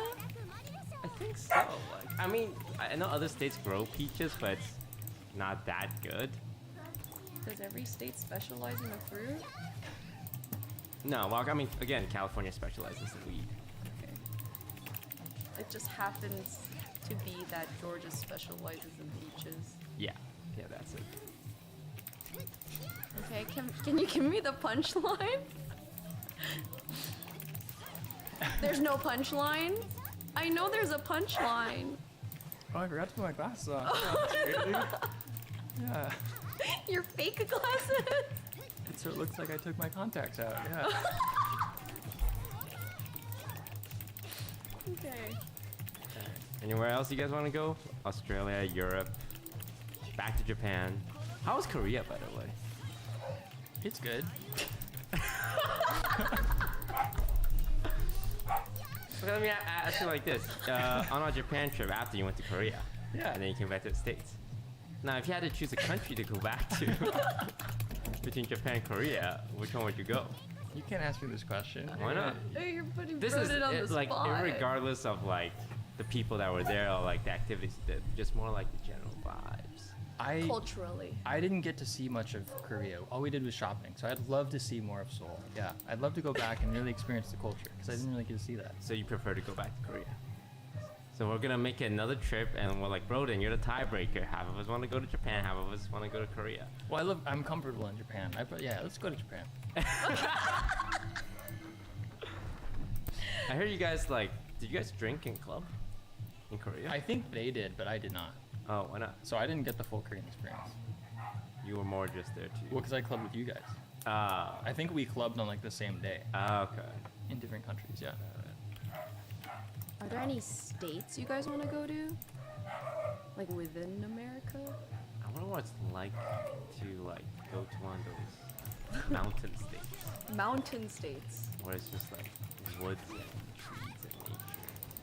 I Oh, felt like like the Pacific Northwest? Like Washington and Oregon and Idaho? Like something like that? Minnesota. Oh, Minnesota. I don't know if you want to go there. It's in Minnesota. I have friends from there. It's just like ice. They do hockey. Like, what else? Montana. That's beautiful. Yeah. Montana's beautiful. Yeah. I've been there like a few times. My friend's parents have a house out there. Are there? There are bears though. Asians in Montana. I think that's a rare find. Yeah. Would I be like very weird? Like I would stand out there. I think you would stand out. Yeah. Well, from my time in Montana, I don't remember. Doesn't Sushi Dragon live in Montana? So I think the developed areas there. Mm-hmm. I can't speak English. Have you been to a lot of states? Honestly, I've been to like at least 10. Ooh, that's a lot of states. Yeah, that's a lot. Alaska, California, Hawaii, Florida, New Jersey, New York, Massachusetts, Washington, Oregon, Montana? Montana. I'd say more Oh, Oregon and Texas. Montana stands out as more rare. With like Texas, New York. Like people just have activities there. What are you doing in Oregon? Shooting mountain bikers. Yeah, we would fly into Oregon and then drive up into like the mountains of Washington where these guys would do enduro racing. They would spend the year carving out tracks for like 20 to 30 pros to like go ride down, and these guys are insane. Like there's a part where like it's just like 45-degree angle with like slippery like shale rock. That's just like it's hard to walk on this. How are people riding bikes down this? Yeah, it was pretty crazy. We would get shuttled up to the top and then have to like walk the course down, and it would be like us with our cameras, and then you'd start hearing like, and you're like, biker, biker, and everyone jumps off the course, sets up the camera, points, gets the shot, and then you're like, all right, pack it up, keep walking. Wow. Yeah.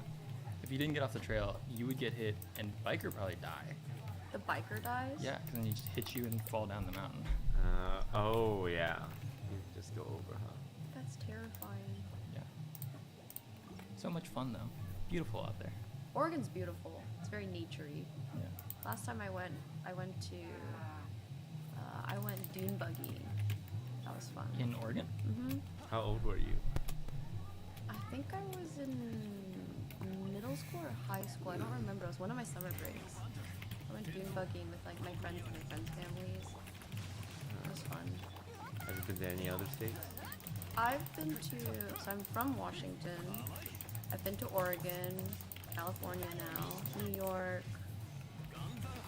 Florida when I was really young, Illinois, Texas. I've been in Illinois, Chicago. Chicago. I think that's it for all the states I've been to. Oh, well, I mean, I've been to Alaska and Hawaii as well. Alaska's beautiful. Hawaii's also beautiful. Why do you guys have 50 states? That's so a lot of states. Like, wouldn't it be easier if it's just like one big country? Yeah, and Or we like could one have been government. 50 different countries. True. Because isn't like the land of USA, like United States of America, isn't it bigger than like most even Do you think California should countries or secede? continents? Be Huh? their own, California should be their own country. Yeah. There's been a lot of talk about that over the years. I feel like there's a lot of states that should be their own country. Well, the argument is that California has enough people and like business that it could be its own country. Oh, is that what kind of determines whether something or not becomes a country? If it could be like self-governed or like self. Yeah, well, like Montana, probably not enough people to be its own country. Or like it could, but like it kind of relies on the other What if states. they fuse with the states around them? A super state. Yeah, maybe. So you're saying like split the U.S. into like four countries? Maybe more than 4, but like, yeah, I feel like if you're like separated enough, or if your ideals are clearly clashing with the almost the countries around you, the states around you, yeah, I feel like you could. Yeah. Actually, I think that was the argument. It was like the West Coast should secede and be its own thing because the mentality is so different from like I the could rest see of the that. country. Why is there a North Dakota and a South Dakota? How did that happen? Were they like originally one big Dakota? Or when they were making the map, they're like, okay, what do we name this one? This one's called California. This one's Texas. This one's called North Dakota, and this one's called South. That doesn't make sense. You wouldn't like go in naming 2 separate states, like one's north and one's south. I mean, I do wonder how all the states develop their borders and the names. Yeah. The story for the Dakotas is those are the last 2 states, and they didn't want to be the 49 states of America. Like 50 felt like a better number. So you said, we'll split it in 2. North and South Dakota. Is he's gonna have a punchline too? Wait, is it true? You don't believe me? It's really hard to believe you. Sometimes I swear. I guess you just have to look it up after, huh? I guess I'll just have to look it up after. I'm Canadian. I know the story Okay, yeah, behind true, the Dakotas. Yeah, I don't know how all the states came to be, and I'm really curious as to how they formed their borders and their lands. Because the states are really uneven. Yeah. You know? Some of them were like buyouts. Like I remember like the Louisiana Purchase. Like we bought that from France. I remember these terms. I don't remember the context behind it. I actually don't really know much of the lore of America either. I only remember bits. I wasn't really good at history.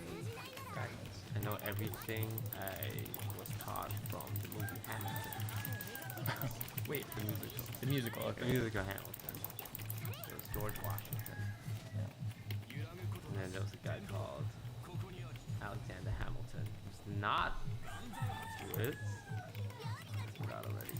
He's related to the founding fathers. I think he was one of the founding fathers. And then he got shot and killed by Aaron Burr, who was the vice president of the second country. I wasn't paying attention. I just listened to the song. I can tell you what the song sounds like. But he's on the $10 bill, right? Alexander Hamilton? Yeah. I don't own bills that small. Okay. Alright. I know George Washington is on the $1. Okay. You had to think about that. And then Benjamin Franklin is on the 100. But he wasn't a president. And I heard he had gonorrhea. Benjamin Franklin? Yeah. Because he invented glasses. Was he the guy who flew the kite? Yes. Was he the guy who had the apple drop on his head?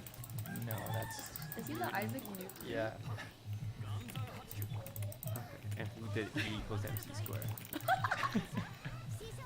Einstein? Yeah, I think that's Einstein. Okay. Yeah, I don't know much about American history. I don't know anything about American history. When you guys picture Albert Einstein, do you think of the photo with him sticking his tongue out? Yes. I do. Yeah, yeah. I feel like once you see that photo, that's all you can ever see when you think of I Einstein. haven't even seen any other photo of him. Yeah, see? That's the only That's photo the I've one. seen. That's just what he looks like all It's the just time. burned in my brain, though. Yeah, it's always like in your like science textbooks. Yeah. Just a picture of him.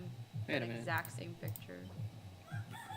Do you think Elon Musk is the Albert Einstein of our generation? If Albert Einstein had a Twitter, he might have been like a huge like power tripping egoist. Cause like the problem with like social media is that you get to see everything, and like people's impulses are just like uncontrolled. Like, oh, I have a thought, I'm going to tweet it out. You know what's interesting? I think Thomas Edison would be the Elon Musk, which is Ooh. ironic because Elon Musk named his company Tesla off of. Do you know the story of like the real like inventor of like electricity and like light and stuff was like Tesla, but then Edison was the one who patented it. Oh. And then he gets all the credit for it. Wow. Is there a punchline to No, this? that's real. No, that's real. Okay, that one's actually real. Okay. Yeah, Thomas Edison was supposedly just a horrible, wicked man. I mean, I feel like a lot of American history is always revealed to be like this dude was a horrible, wicked man.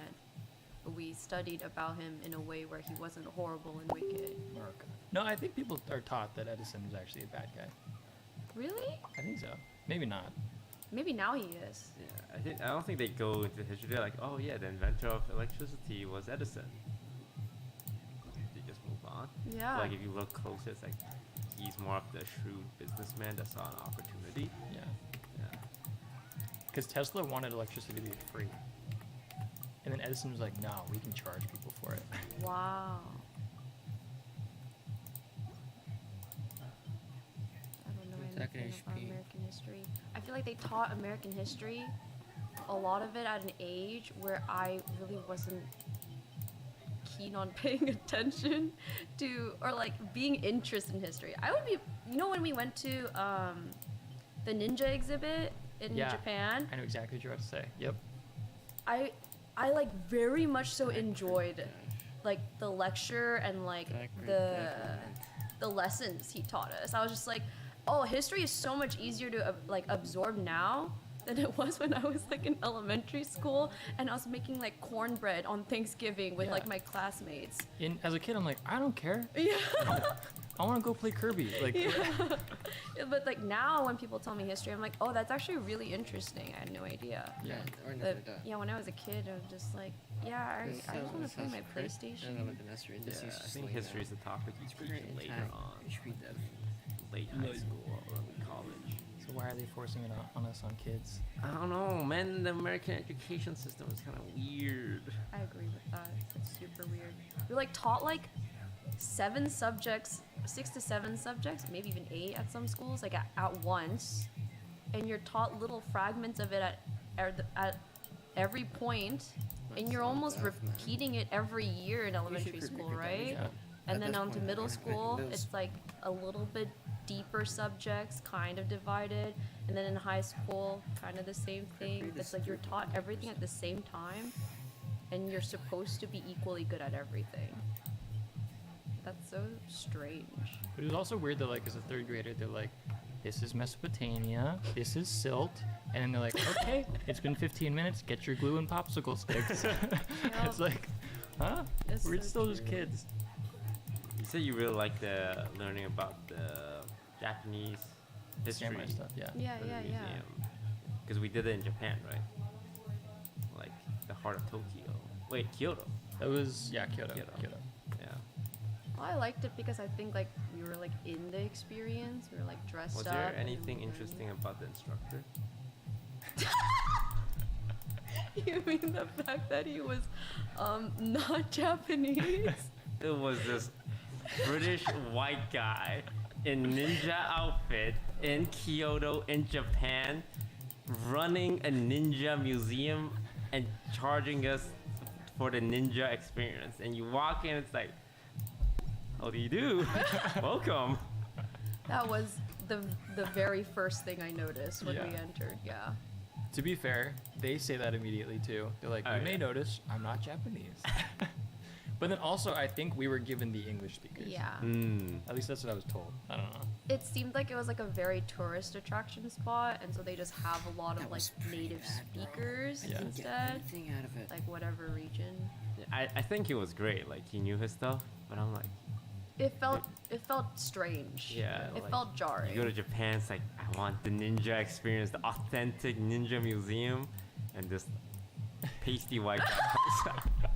Super nice, very British, very polite, and like. He was British. Yeah, he was British. He It was was not just an American. It's like teas and crumpet British.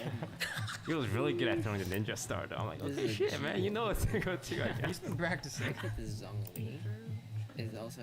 All right, I think we can move on to viewer questions. There was like 4 other topics on this list, and we did not touch upon it. But we'll just jump straight into the question. So we do this thing on the Offline TV podcast where every week we answer viewer questions. If you want us to answer your questions right now, I believe we are running low on questions. If you ask in the thread in our subreddit, I will definitely answer it. This week, we have Santokis. What is your favorite form of potato? You can see that we are running out of questions to pick from. Damn. What's your favorite form of potato? Like curly fries, waffle fries, crinkle cut. This guy listed every single form of potatoes known to man. Shoestring, hash brown, home fries, baked, tornado. Did you say shoestring?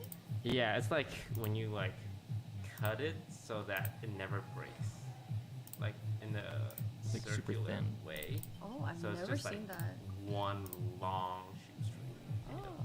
My favorite would be hash brown.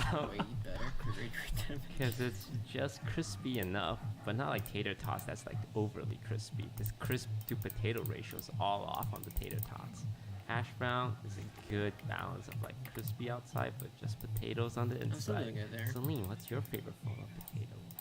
I like baked potatoes. Was that even listed? Yeah, baked potato is one of them. yes. Okay, I like baked potatoes. Do you put butter on your baked potato? Any toppings? Yeah, I like everything, like butter, sour cream, chives, like everything. Bits of bacon, cheese. What about you, Broden? What's your favorite form of potatoes? I'm gonna say first. I'll say my runner-ups. Okay. Oh, you have a list. Yeah. So like a waffle fry is good. I don't understand why I like it because I don't like wedges. If there's too much potato, I'm not in. I'm out. But for some reason, waffle fry, even though there's a lot of potato, I think it's because there's a lot more crisp. I'm gonna say a nice potato puree, very nice at like a fancy restaurant. Like a mashed potato. A mashed potato, but a potato puree is kind of like lighter. I don't like when there's chunks and stuff in it. Like if you're serving me mashed potatoes that are not well like mashed. And it's like there's bits of chunk in here, there's skin in here. I'm not in. Give me a nice potato puree. It's fluffy. It's light. Do you not like pulp juice either? Correct. Hate pulp. But I would say my top is curly fry. I feel like they cook curly fries differently at like fast food places. They just taste like stronger. Yeah, I think it's the seasoning too. They do different seasoning. I was gonna say I feel like curly fries just come pretty seasoned. dumb. I've never had a curly fry that wasn't like Just a fry. Yeah, it was Yeah. like just a fry. Well, thank you for that great question. Now you know our favorite forms of potatoes. Second question from the OTV Twitter community.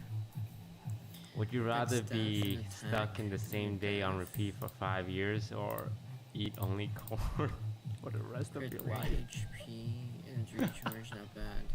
Crit damage Those are type, two really different percent. scenarios. We didn't have anyone from the maze shoot that had to eat the corn. So bad. That would have been great here. Yeah. Or we had an escape room shoot where the whole theme, we had Matt Stoney on, they had to eat corn for every challenge or every puzzle. Death. But you kind of dodged that. You didn't have to eat the corn. I ate some corn dogs. Oh, that was like a fever dream. That shoot? Yeah, because everyone's just shoving corn in their mouth.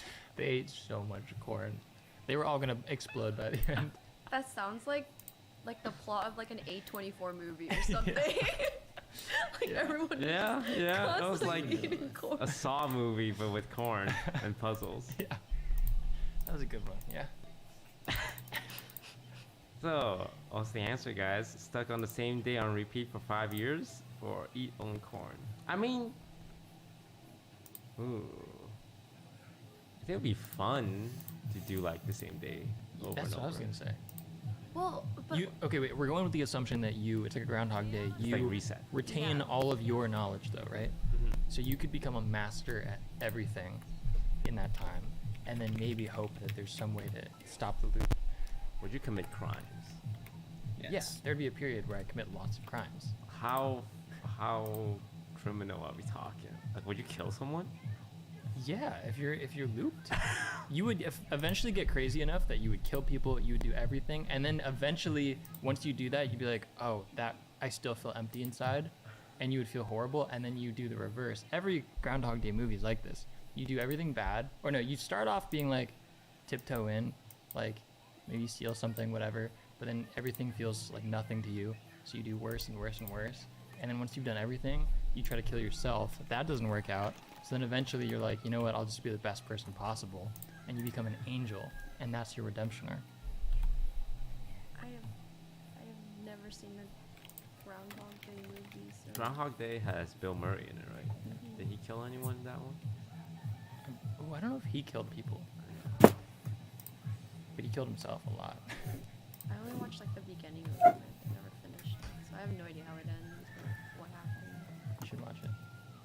Which one would you pick? Something? I think I'd eat corn. For the rest of your life? I just imagining repeating the same day, because like in my head, you're repeating the same day means the exact same things happen, right? Or is this like the context of like not the exact same things happen? I just imagine I'm playing a video game and I wake up and I play this much and I have to wake up and play the exact same amount again. I would go crazy. I think you can do different things if you want. Yeah, you can do whatever you want. Oh. Everything else in the world will happen the exact same way at the exact same time every day. You can do whatever you want. So it's essentially like a hyperbolic time chamber? Yeah. Kinda, yeah. I mean, maybe I would do that then. I'd like probably just study and self-teach. The thing is, like with this scenario, you will wake up in the same spot every time. So there is like a finite distance you could travel. Mhm. Like at a certain point, you'll realize your radius is like I can drive 24 hours straight to this marker, and then I'll wake up here again. So you can't go any further than that. Okay. And everything in that bubble is your playground, basically. I think you would have to drop like human connection though, because wouldn't you go crazy if you had the same conversations with people every day? Yeah, Or you change it up. But you can't change it up, I thought you said, because everybody else is doing the exact same thing. I mean, your action will be different, and their reaction to your different action will be different. Oh, So for example, like let's say I'm in the time loop, Mhm. but you guys are my NPCs. Mhm. Like you guys will have the same conversation every single day, Mhm. unless I'm like, hey guys, and then I'll break you out of that and have like some sort of interaction there. So you could get to know like everyone within your like 24-hour radius Exactly. on a deep level. Yeah. Well, the problem is they won't remember. Yeah, they won't remember. Yeah. Oh. So you can only get so far. They won't remember. Yeah. Maybe I would do the living the same way. 5 years or something. Yeah, 5 years. Oh, it's only 5 years? Yeah. Yeah, I would do that. That's a bonus. No, like that's like literally what I would want. Like I want to be able to press pause right now, become a master at like everything over the Everything? course of 5 years. Yeah. And then suddenly like I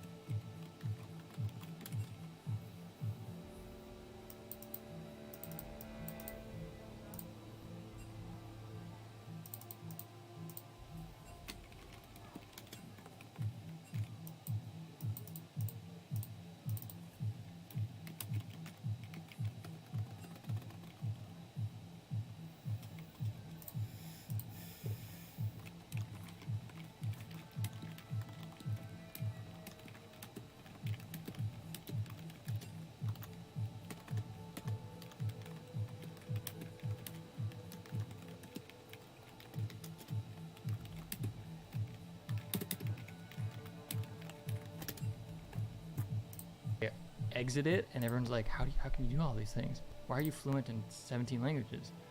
Why can you play piano perfectly? That's what I would do. I would have to give up video games and people though. No, you could do that too. Well, no, because for video games you would only be allowed to play like you'd be playing like chapter 2 of whatever all the time, or you'd be playing the exact same Valorant match. Or you speedrun it. Oh, I guess you could speedrun it. You'd eventually be like a what is it called? Being a speedrunner? You know those people who like.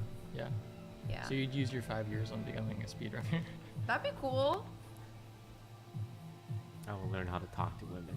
Because you know how, like, when you're a kid and you want to ask a girl out and she's, like, unresponsive, you're like, haha, just kidding, my friend got my phone. Yeah. It's like that, but, like, I'm actually resetting. It's like, even if I strike out, they wouldn't know.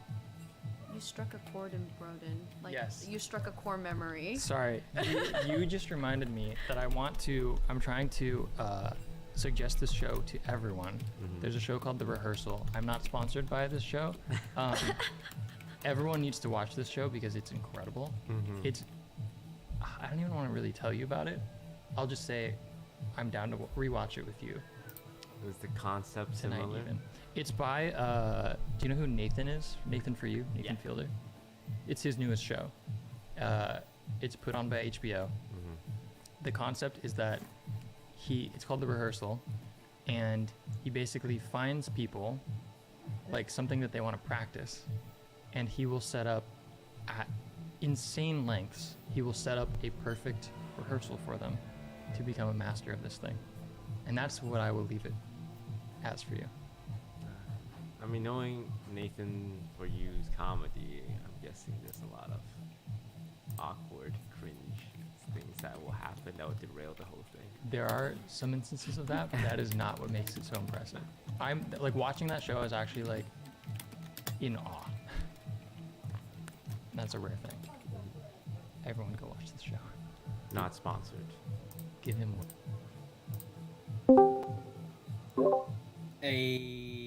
No. Malig ka mo?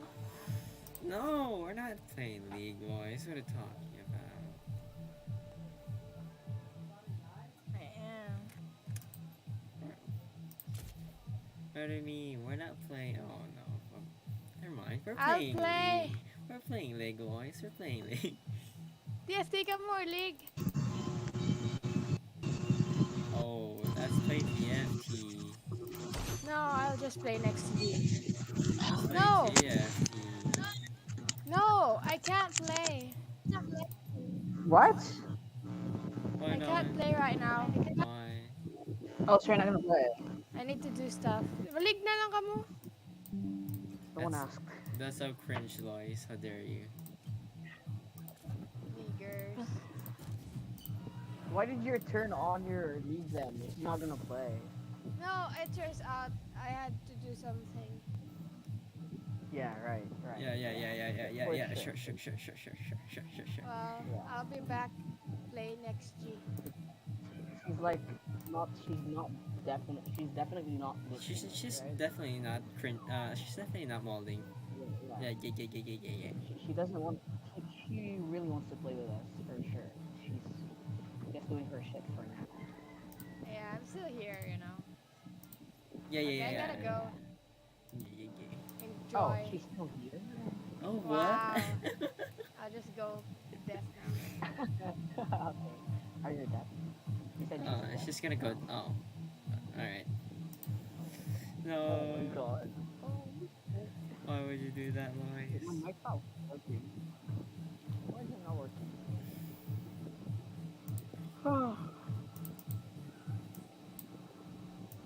Oh, I was using the wrong one. Okay, wait.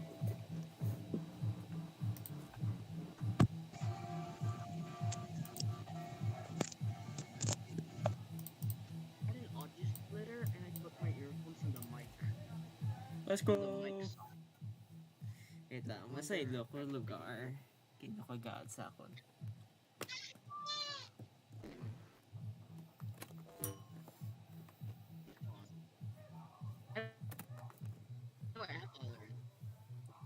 You have Valorant?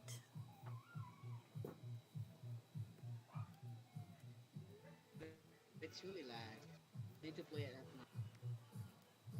And I have FPS drops. Your Discord is FPS dropping, Dre. That's why I can't hear you properly.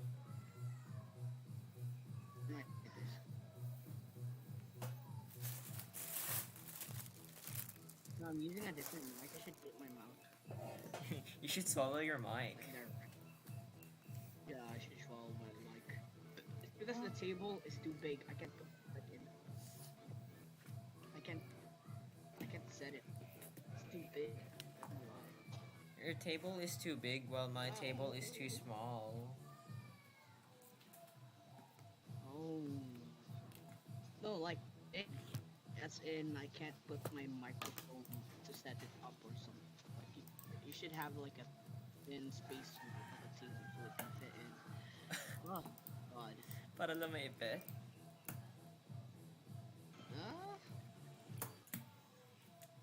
Dude, I want the FT to have me the news that you can't handle it. It's so cringe.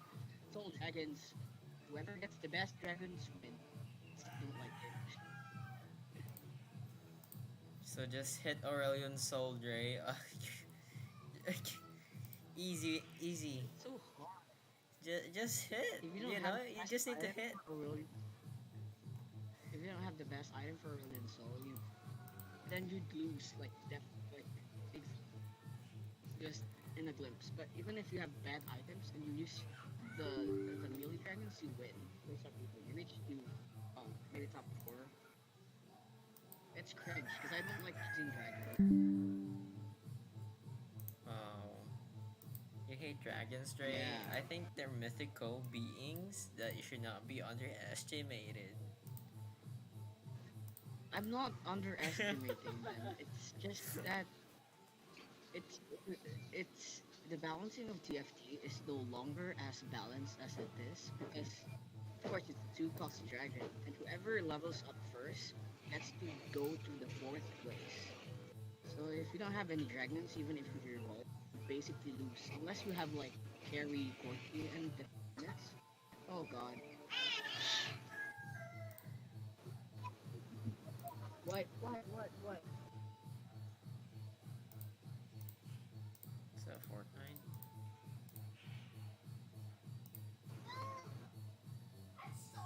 Oxygen Amelie. Amelie. Be careful of the fan, okay? Amelie. Emily.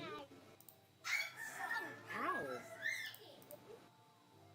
Bruh. I have hero enemy grab for 60%, but I don't have any money. When you have 60% discount, but you still don't have the money.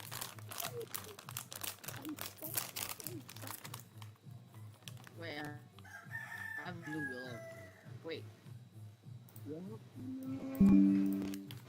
I'm gonna practice this dude. Lulu Willem. I have a really great skin for him.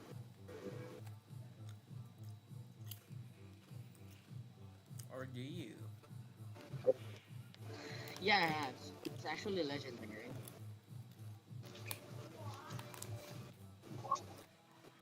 Is it top or bottom? Oh, it's a farm. It's usually farm. It's the one that brings like snowballs around.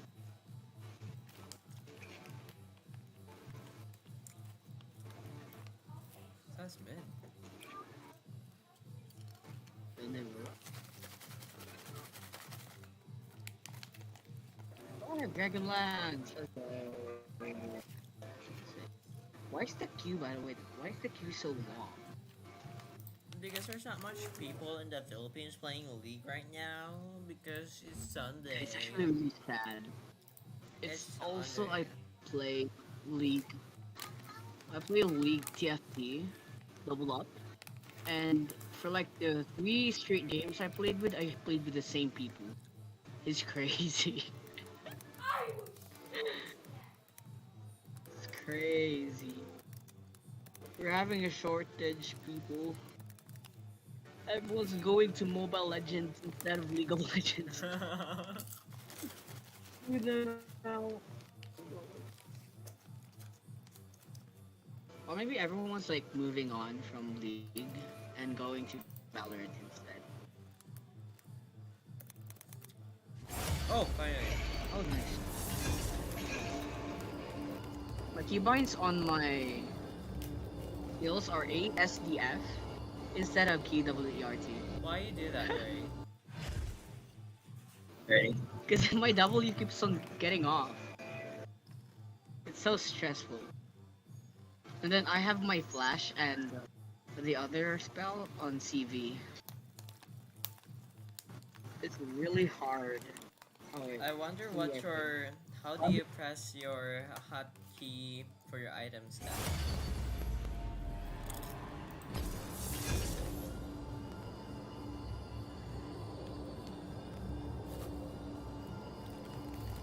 Yeah, it should be like so hard.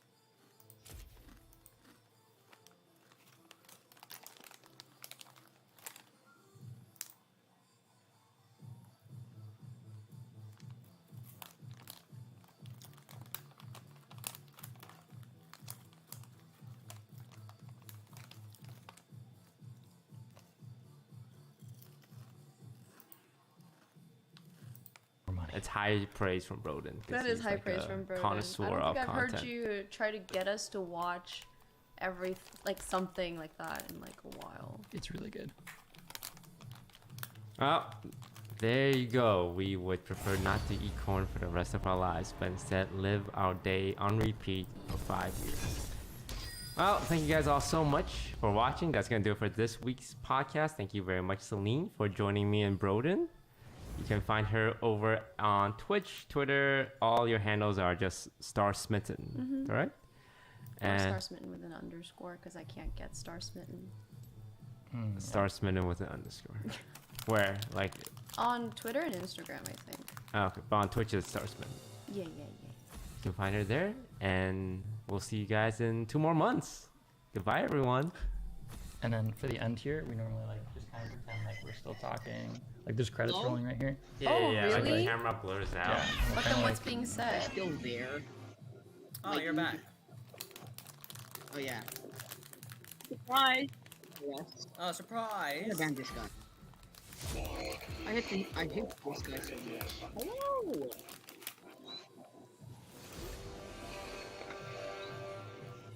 Wait, so what's the best support to use with this? This You can go Yumi. I'm actually gonna... Oh yeah, I don't have any Yumi. You suck. Yo, come. Is that Cassiopeia? Oh, how about that? Weird. I have no Yumi! Wait! What the Oh, Dre, we should switch if that's the case. Oh well. What is that? What? Jungle Yumi, let's do go! that? He's not gonna...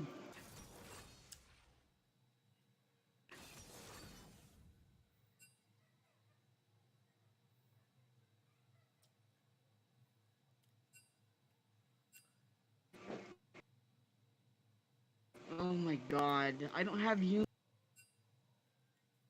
Dre, wanna switch? Wanna switch? I'll with do it.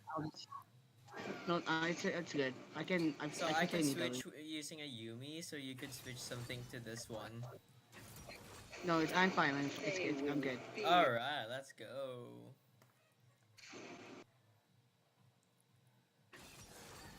This.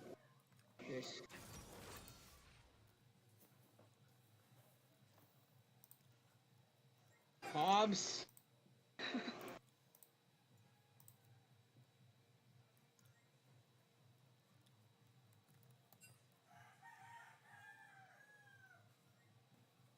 Oh my god, it's raining. This is bad. Actually bad. Wait, he's gonna play. Oh. Is that to play? Is that top of his issue? Do people use that? Sorry, my roast no support. Basket to give a. Yeah. Early pick.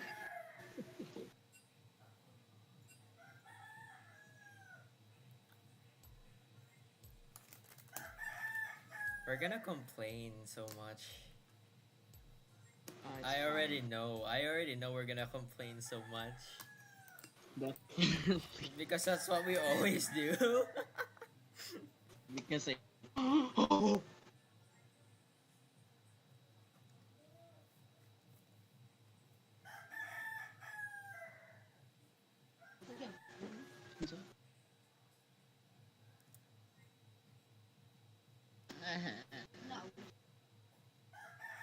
Kunin ko ba kaon? Mahok na pa, isa.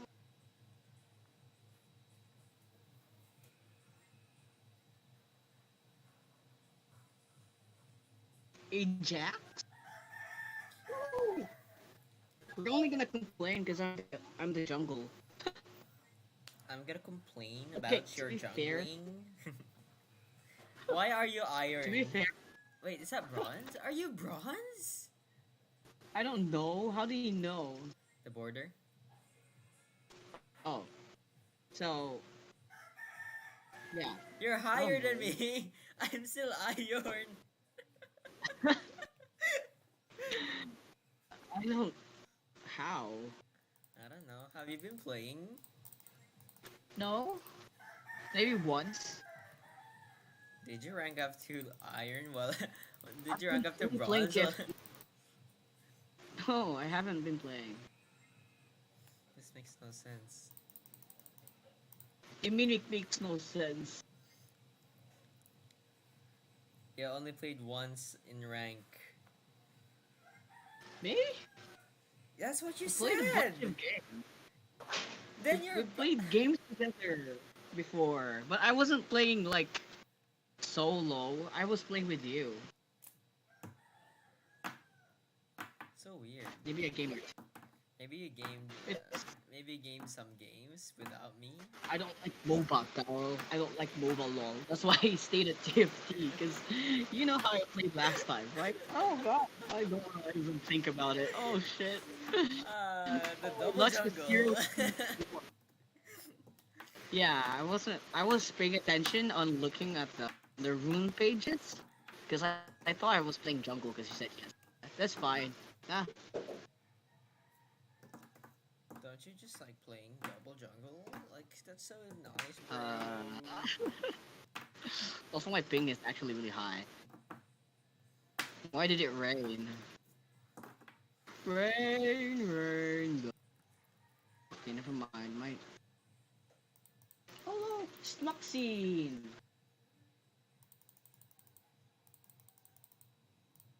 I hope the Jax is stupid, but he's level 4. That's bad. That's really bad. So mid nila. Cassiopeia. Yeah. Oh yeah. He's really OP, by the way. I heard. I just heard, but I don't really. Conqueror. Wait, ADC? ADR Cassiopeia? Why? ADR? Maybe she didn't change her. Oh my god, why is my thing like this? I think we should change into in-game comp. Sure. Yeah, okay. Just right now. Bye-bye. Bye-bye.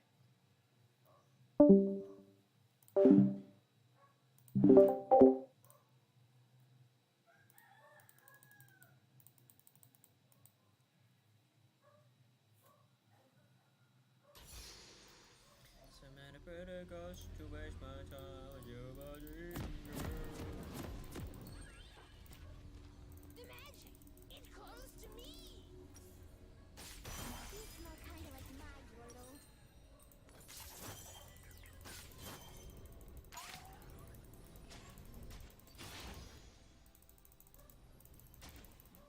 Welcome to Summoner's Rift.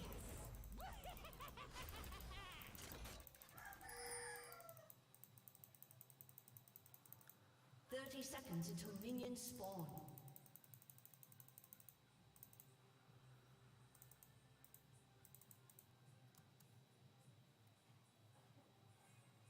Your commands tire me!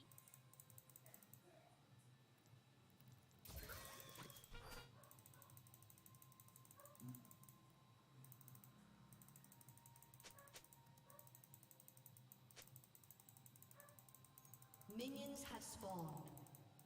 Stalking prey again?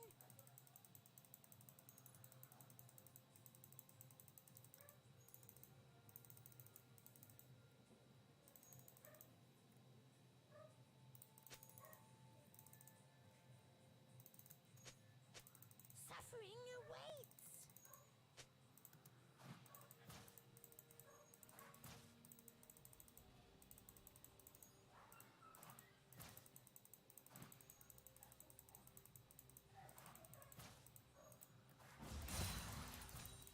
It's only a short way.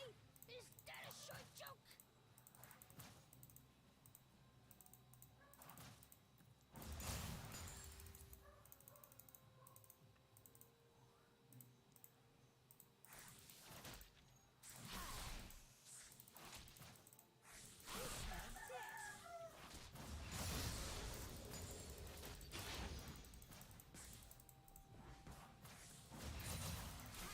Hello.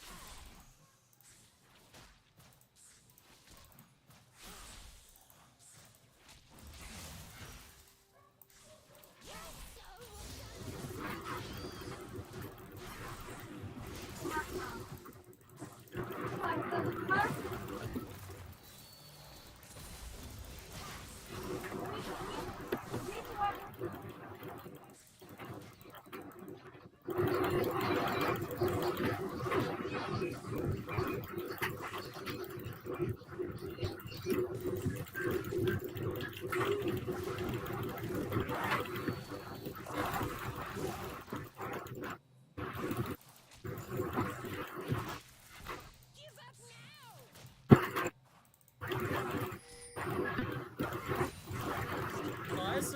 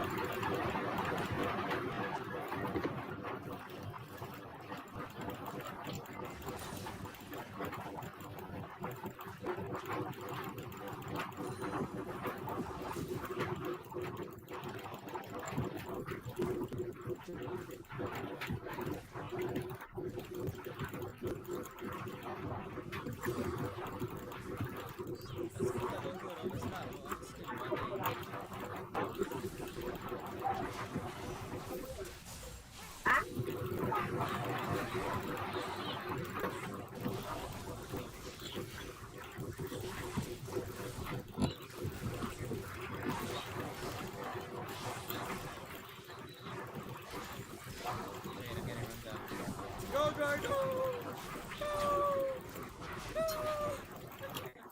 Wala akong skill trader yan.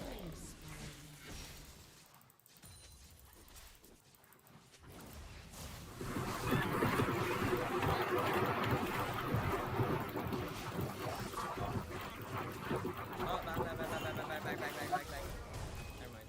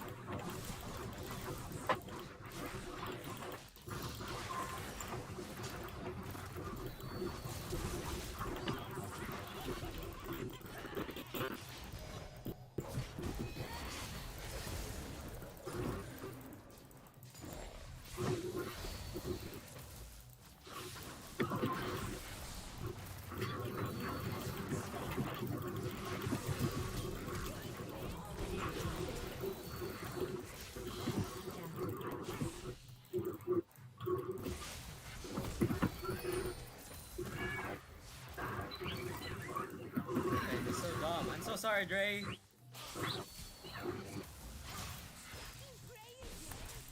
No, please.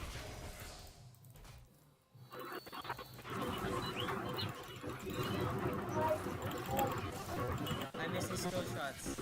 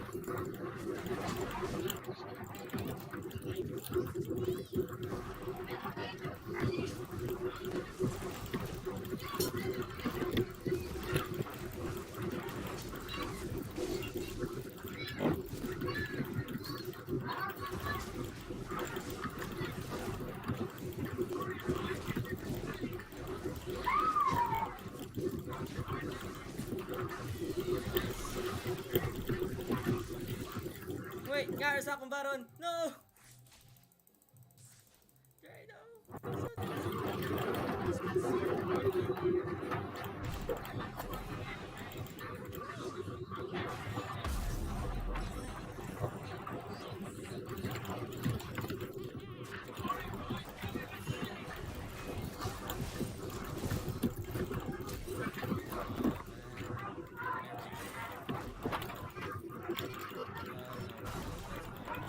An ally has been slain.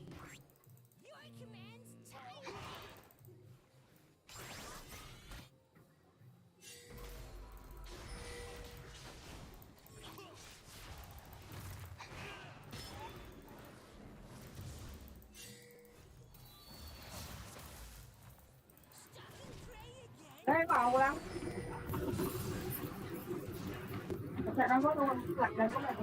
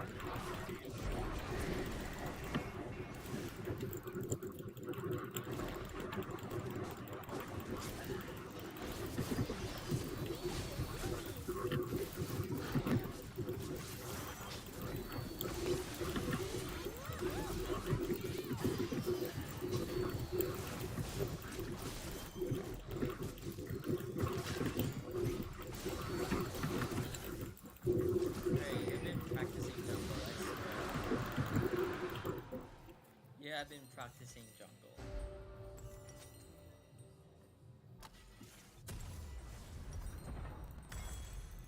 Killing spree.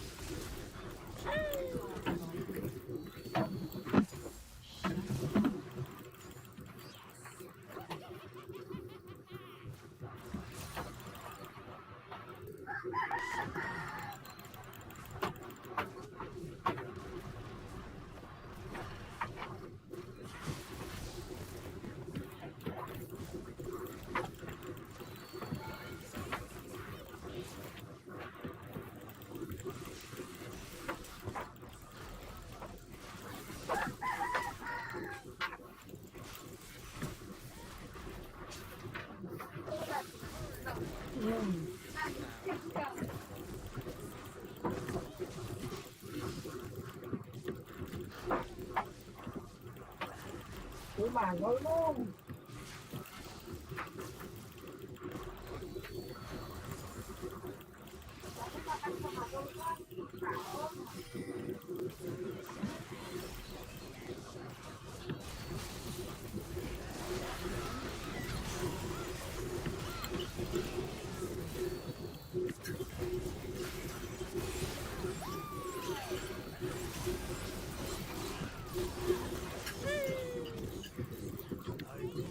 give second chances.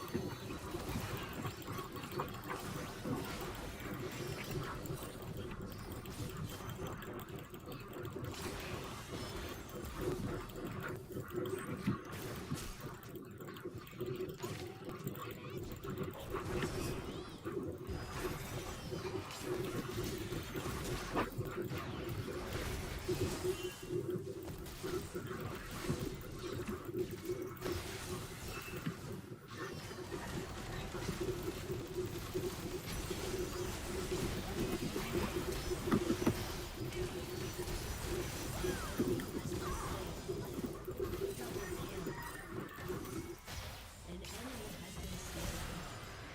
Double kill. Your team has destroyed a turret. An ally has been slain.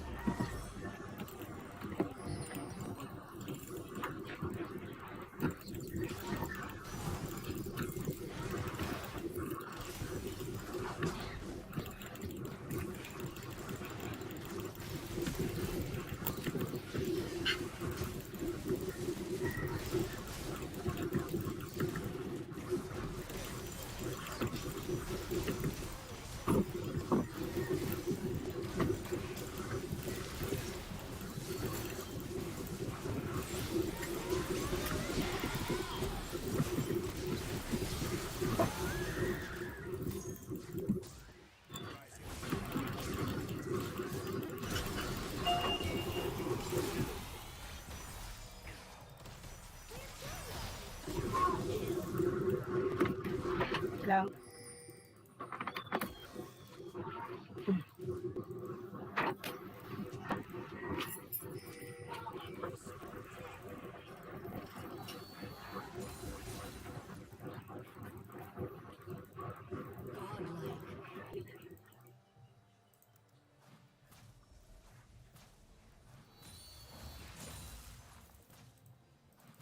I will swallow your soul.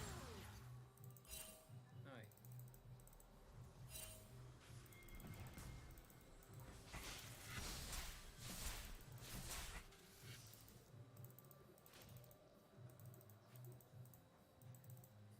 An ally has been slain.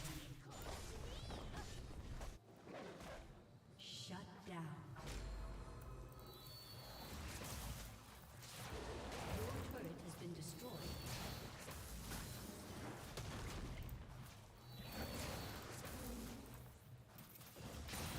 Soul will come to serve me.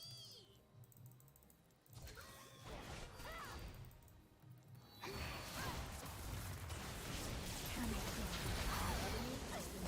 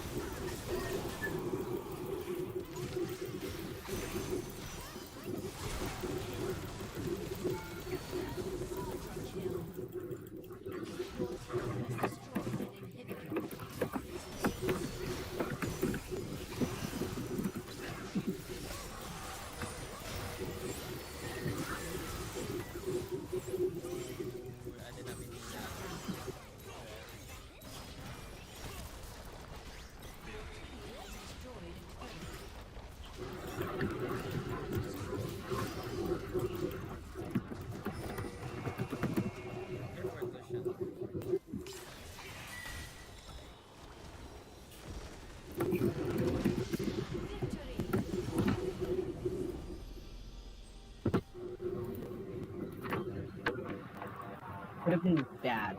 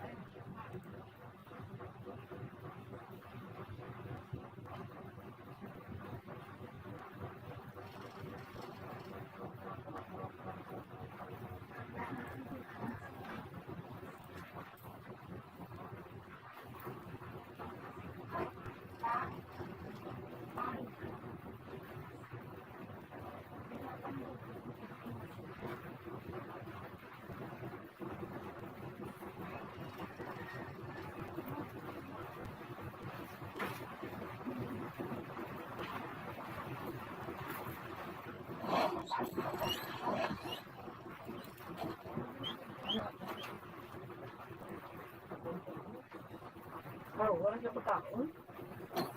Vaccine. Hindi ko pa ito. Ay, kita siya ka na. Hindi lang siya, di ko lang siya pa, ano eh. Hindi siya may, your hamsters are gutom. Okay. Popeye's gonna get food for them. Why? And we have Popeye? Yeah? Yeah, sure. That's Popeyes? always get hurt. Mm-hmm.